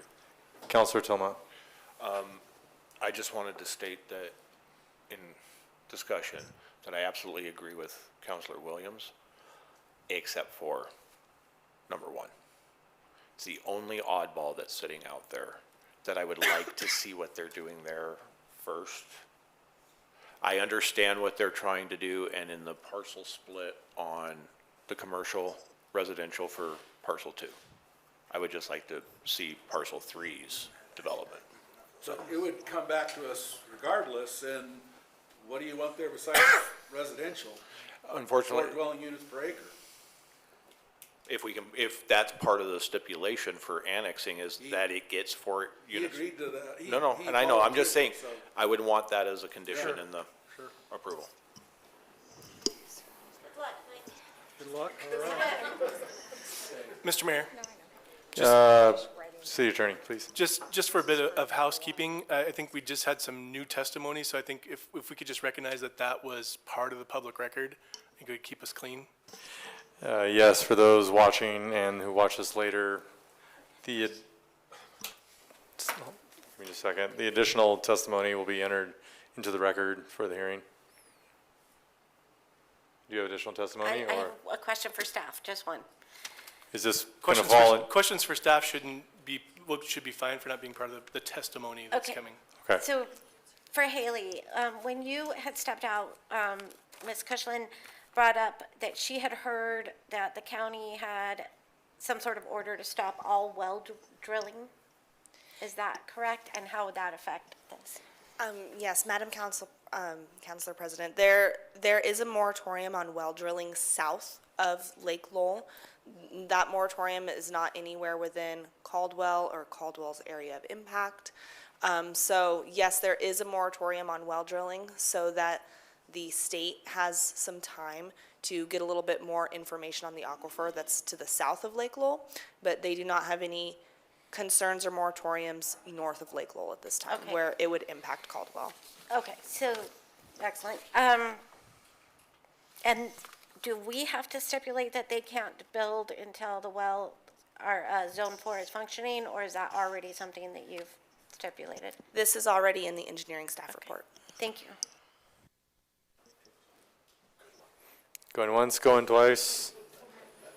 Counselor Ditmer. All right, let's see if we can move this along. We're 1 hour and 45 minutes into this discussion. So just so everybody knows, I'm going to make a motion for each of them independently, and I'm going to try to include everyone's concerns with regards to the two lots without a development agreement attached or without a plat. So I make a motion that we approve, well, based upon the city code, the comprehensive plan, testimony given, and evidence in record, that we approve the annexation of parcel number R 327 170 1300 with the initial zone of R2, providing that it stays multifamily detached as identified in the documents provided, and contingent upon any sort of development being brought back forth to the council. Yes, quick clarification. I think you said multifamily detached, and I think you meant single-family detached. You are correct, that is single-family detached. You want me to try to say that again, or do you think you can annotate it? I think that clarification probably Okay. worked.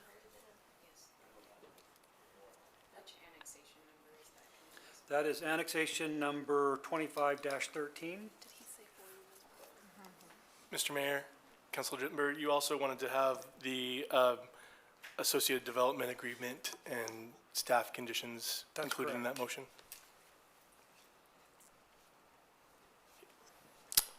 All right, anything else? Do we have a second? I hope that's Motion and a second. All right, Madam Clerk.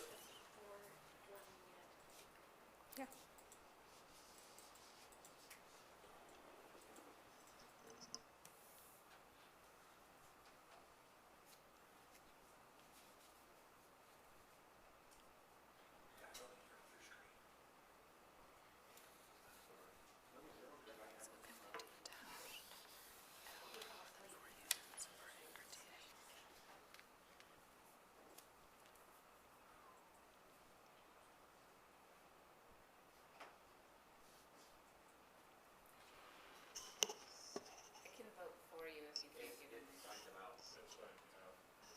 You're gonna give me a thumbs up or a thumbs down?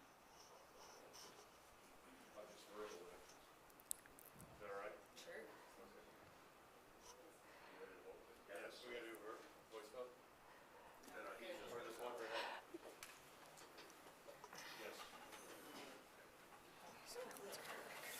All right, for action item number 7, that was a unanimous.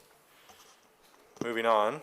All right, the second motion is based upon the comprehensive plan, the testimony, evidence, and record, and the facts presented. I move that annexation number 25-10 and annexation 25-13 and annexation, did I get one too I many? apologize, can we just only do ANN 2514 for number 2 on the screen? My apologies, my apologies. So, based upon the Caldwell City Code, the comprehensive plan, upon the testimony, evidence, and record, and the facts presented, I move that annexation number 25-14 for parcels number 1900,000, be annexed with the zoning designation of R3 and H3 as presented on the map in front of me as multifamily and commercial, with staff recommendations and contingent upon any development coming forth before City Council. And the staff recommended condition for a lot split or lot line adjustment to ensure that the 2 different zones are on separate parcels. Sure.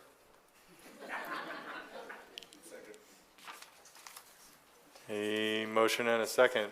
Are you still logged out? Madam Clerk.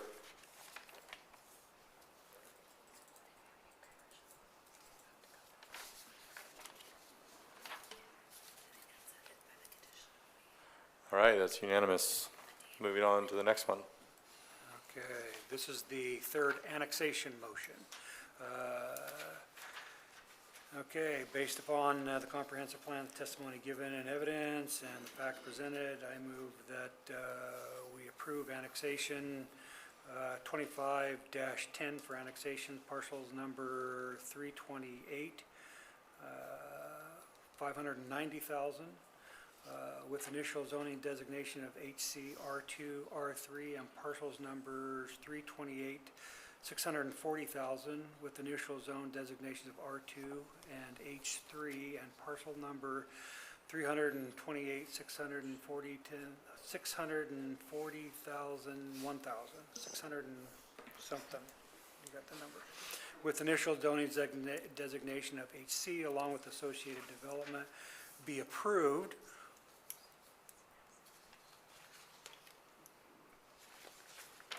Contingent upon staff recommendations and nothing, that's it? I believe this is the one where Counselor Register wanted the additional condition of no more than 40% of the total building square footages to be dedicated to office medical type uses, and then to commit to work with Gem State on pathway and sidewalks. Well, I have that in the preliminary plat discussion. This is just annexation. You can have it on either one, because it's the same development agreement. If you want that in the development agreement, you'd want to state it with this motion for the annexation. Okay, with this motion, okay. To include the commercial limitations that Counselor Register spoke of, with also additional consideration given to the sidewalks north of Highway 55 on Montana, and also in consideration of addressing the water line underneath the school district.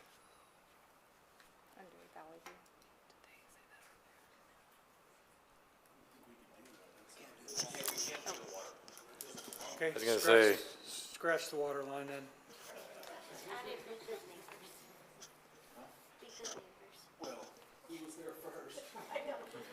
Okay, all right.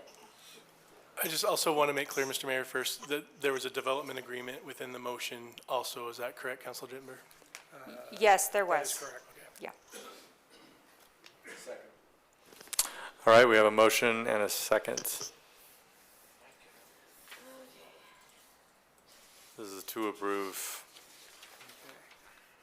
Councilor Dittenberg's motion and the second from Councilor Williams. Okay, I got rid of the annexations. You tell me go. Madam Clerk. All right, that's a unanimous vote. So, with Last- that, I'm sorry, Mayor and councilors. The last item would be the motion for the subdivision preliminary plat. All right, I'll take it. I got it. I thought a hat trick was fine, but, and this is for SPP 25-000014. that is correct. Mr. Mayor, based upon the Caldwell City Code, the comprehensive plan, upon the testimony and evidence recorded and the facts presented, I make a motion that we approve subdivision plat SPP 25-14 and all the conditions set by staff. With that, we have a motion. Second. Councilor Allgood, seconded. Madam Clerk.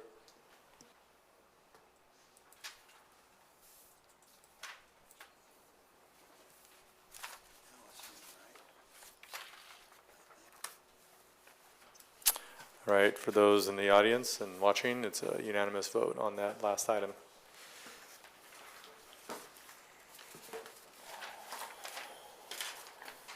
All right, now we are moving Mr. Mayor. onto Jayhawk Creek. Mr. Mayor, I will sponsor, I'll just read three of these together. I move to sponsor Bill 69, ordinance number, Sorry, just gonna hear everyone. ordinance number 3721, associated with ANN 25-10. Bill number 70, ordinance number 3722, associated with ANN 25-13. And bill number 71, ordinance number 3723, with, that should be in association with an annexation as well. Right, that should be Yeah. in with ANN 25-14. For its, with a request to move for its passage by title only and approve the summary for publication. With the motion, and just for those in the audience, that's number 8, 9, and 10, correct, for our action item? Do we have a second? Second. Motion is second. Madam Clerk.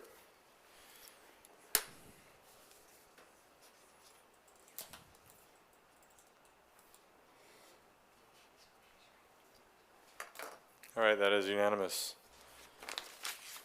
Moving on. Yeah, we did all three. Sorry, so. just gets us through the night. All right, we're moving to action item number 11, consider bill number 20, ordinance 3754, annexation of Jayhawk Creek subdivision into the Caldwell Municipal Irrigation District. Mr. Mayor, Councilor Allgood. I'll sponsor Bill number 20, ordinance number 3754, the annexation of Jayhawk Creek subdivision into the Caldwell Municipal Irrigation District, and request to move for its passage by title only and approve the summary for publication. Motion is second. Madam Clerk.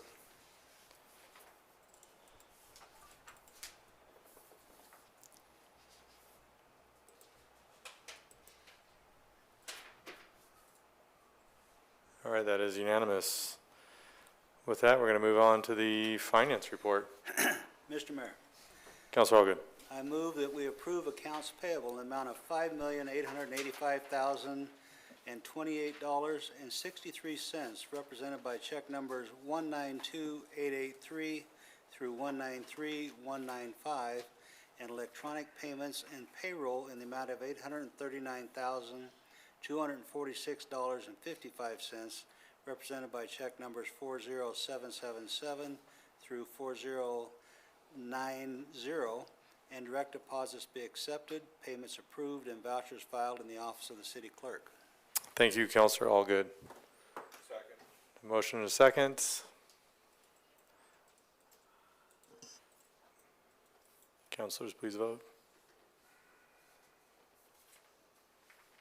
All right, that's unanimous. Now, if the other votes could have been that easy. All right, we're going to move on to reports from council. Counselor Tillman. Nothing tonight. Thank you. Counselor Stoddick. Nothing. Counselor Register. Okay, I didn't have something to say, but I see Ms. Warwick out there, so I want to pass my 30 seconds to you. Real quick, if you'll come up and just tell everybody that what's going on with your Meals on Wheels. It's a donation time, right? Idaho Gives, yep, we talked about that. It was, a proclamation earlier. Yeah, Idaho Gives is great. Put on every year by the Idaho Nonprofit Center. Any nonprofit within the state of Idaho can join that. You can go on the Idaho Gives website.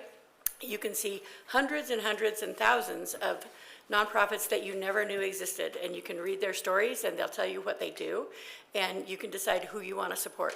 So it's an amazing thing that happens for 4 days every May. And Meals on Wheels is on there, right? Caldwell Meals on Wheels is one of the charities there, yes. Thank you so much. You bet. Thank you. Counselor Williams. Thank you, Mr. Mayor. 3 things really quickly. First of all, just our family was at Luby Park yesterday, and just excited to see so many people out there playing on the playground, pickleball, playing on the ball field. Just really a lot of neat things going on in our parks, and I know we got more developments coming, and that's a good thing. I wanted to address a couple of things briefly. There was some concern about the roundabout on Eustick and Farmway, and there was specific concern about semi-trucks going through that roundabout, and someone even was worried they might tip over in there, but they are designed by engineers for semi-trucks to drive through there, and as long as they're being conducted in a way that's responsible and for what it's designed for, it's safe for trucks to go through there, and they were taken into account in the design of that. So I want to make sure nobody's still concerned about that. And they should know that the plans continue for more roundabouts along Farmway, both Homedale and Linden. The timing of those is undetermined yet, but it's just good to know what's going on because people have been quite concerned about that closure for a while. It's going to open very soon, probably in the next week or two. I'd say in the next day or two, but I don't want to get on the hook for that. So just to get some good, accurate information out there about that roundabout specifically.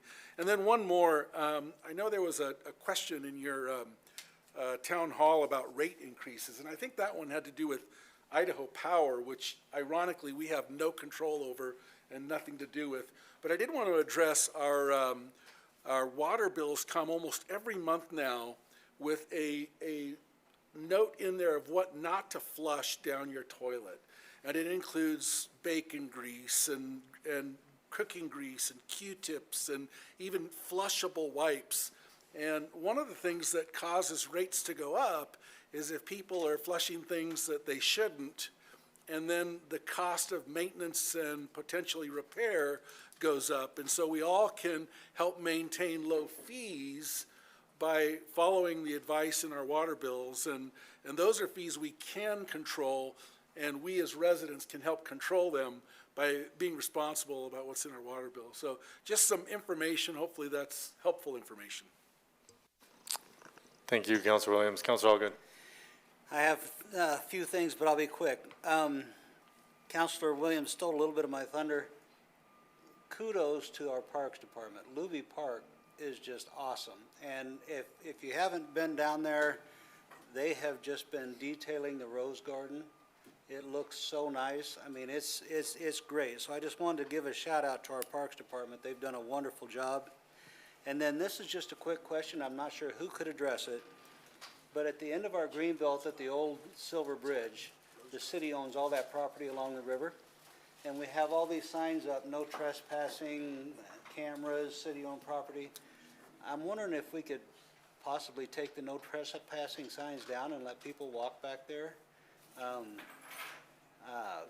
It's a I've walked back there. It's at the old Silver Bridge. It's at the end of Plymouth when the houses that used to be there have all been torn Yes, out.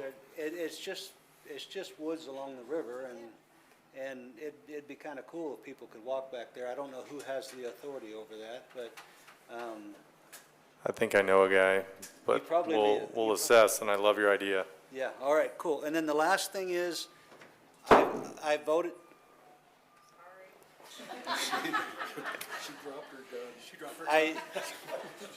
I went down and voted this morning. Early vote is open. There's no wait. It took me 10 minutes in and out the door. They even gave me applause when I left. It is so important that everybody vote. Please take the time to go vote. Like I said, early voting is open and it's easy. It doesn't take hardly any time out of your day, so please do that. That's all I have. Thank you, Counselor Allgood, and I'll follow up on that. I think we'll probably need to walk it first, just verify it's safe, and then see what we can do from there. Counselor Denver. Thank you. First of all, I would like to let everybody know this is a great city we live in. There's a lot of great things that are happening. And I'd like to, since I am the de facto liaison to the Caldwell Housing Authority, they just got done having a remarkable fair this weekend and had a tremendous amount of people from our community visit the fair. It was the first fair of the season to kick off our spring. In addition, we now have the events in the plaza starting up this week. If I'm not mistaken, Cinco de Mayo starts. And we have a lot of great activities that are starting, so please find time to get out into your community and find the great things that are happening. Caldwell is a great place, and I hope that we all find the things that bring us together rather than the things that tear us apart. Ms. Mayor, I forgot something. That rose garden is being nominated to be put on the National Historic Registry. And so that's kind of exciting too. It's because Caldwell's a happening place, right? Yes, sir. All right, it's popping. Sorry, that tells my age. That being said, thank you, councilors, tonight. This was a good meeting. A lot of things happened tonight. I just want to give a shout out. Had an invitation from Caldwell Fire Department a while back to travel with some of their employees out to Emmitsburg, Maryland, which is the National Firefighting Academy. Yes, a wonderful place. We escorted, they escorted the family, and we attended the ceremony for the late Deputy Chief Trosky Johnson. And one, I'm just absolutely humbled at the opportunity to go.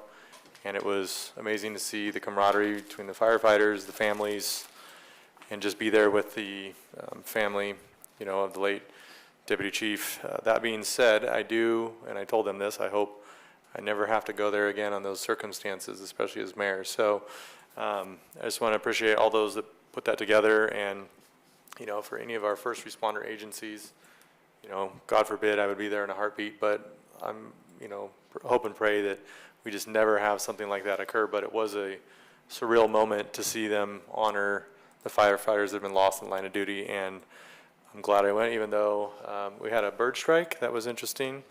Thank God that didn't hit the engine. But other than that, it's a wonderful opportunity. Our parks are coming along. We are taking a look at some stuff.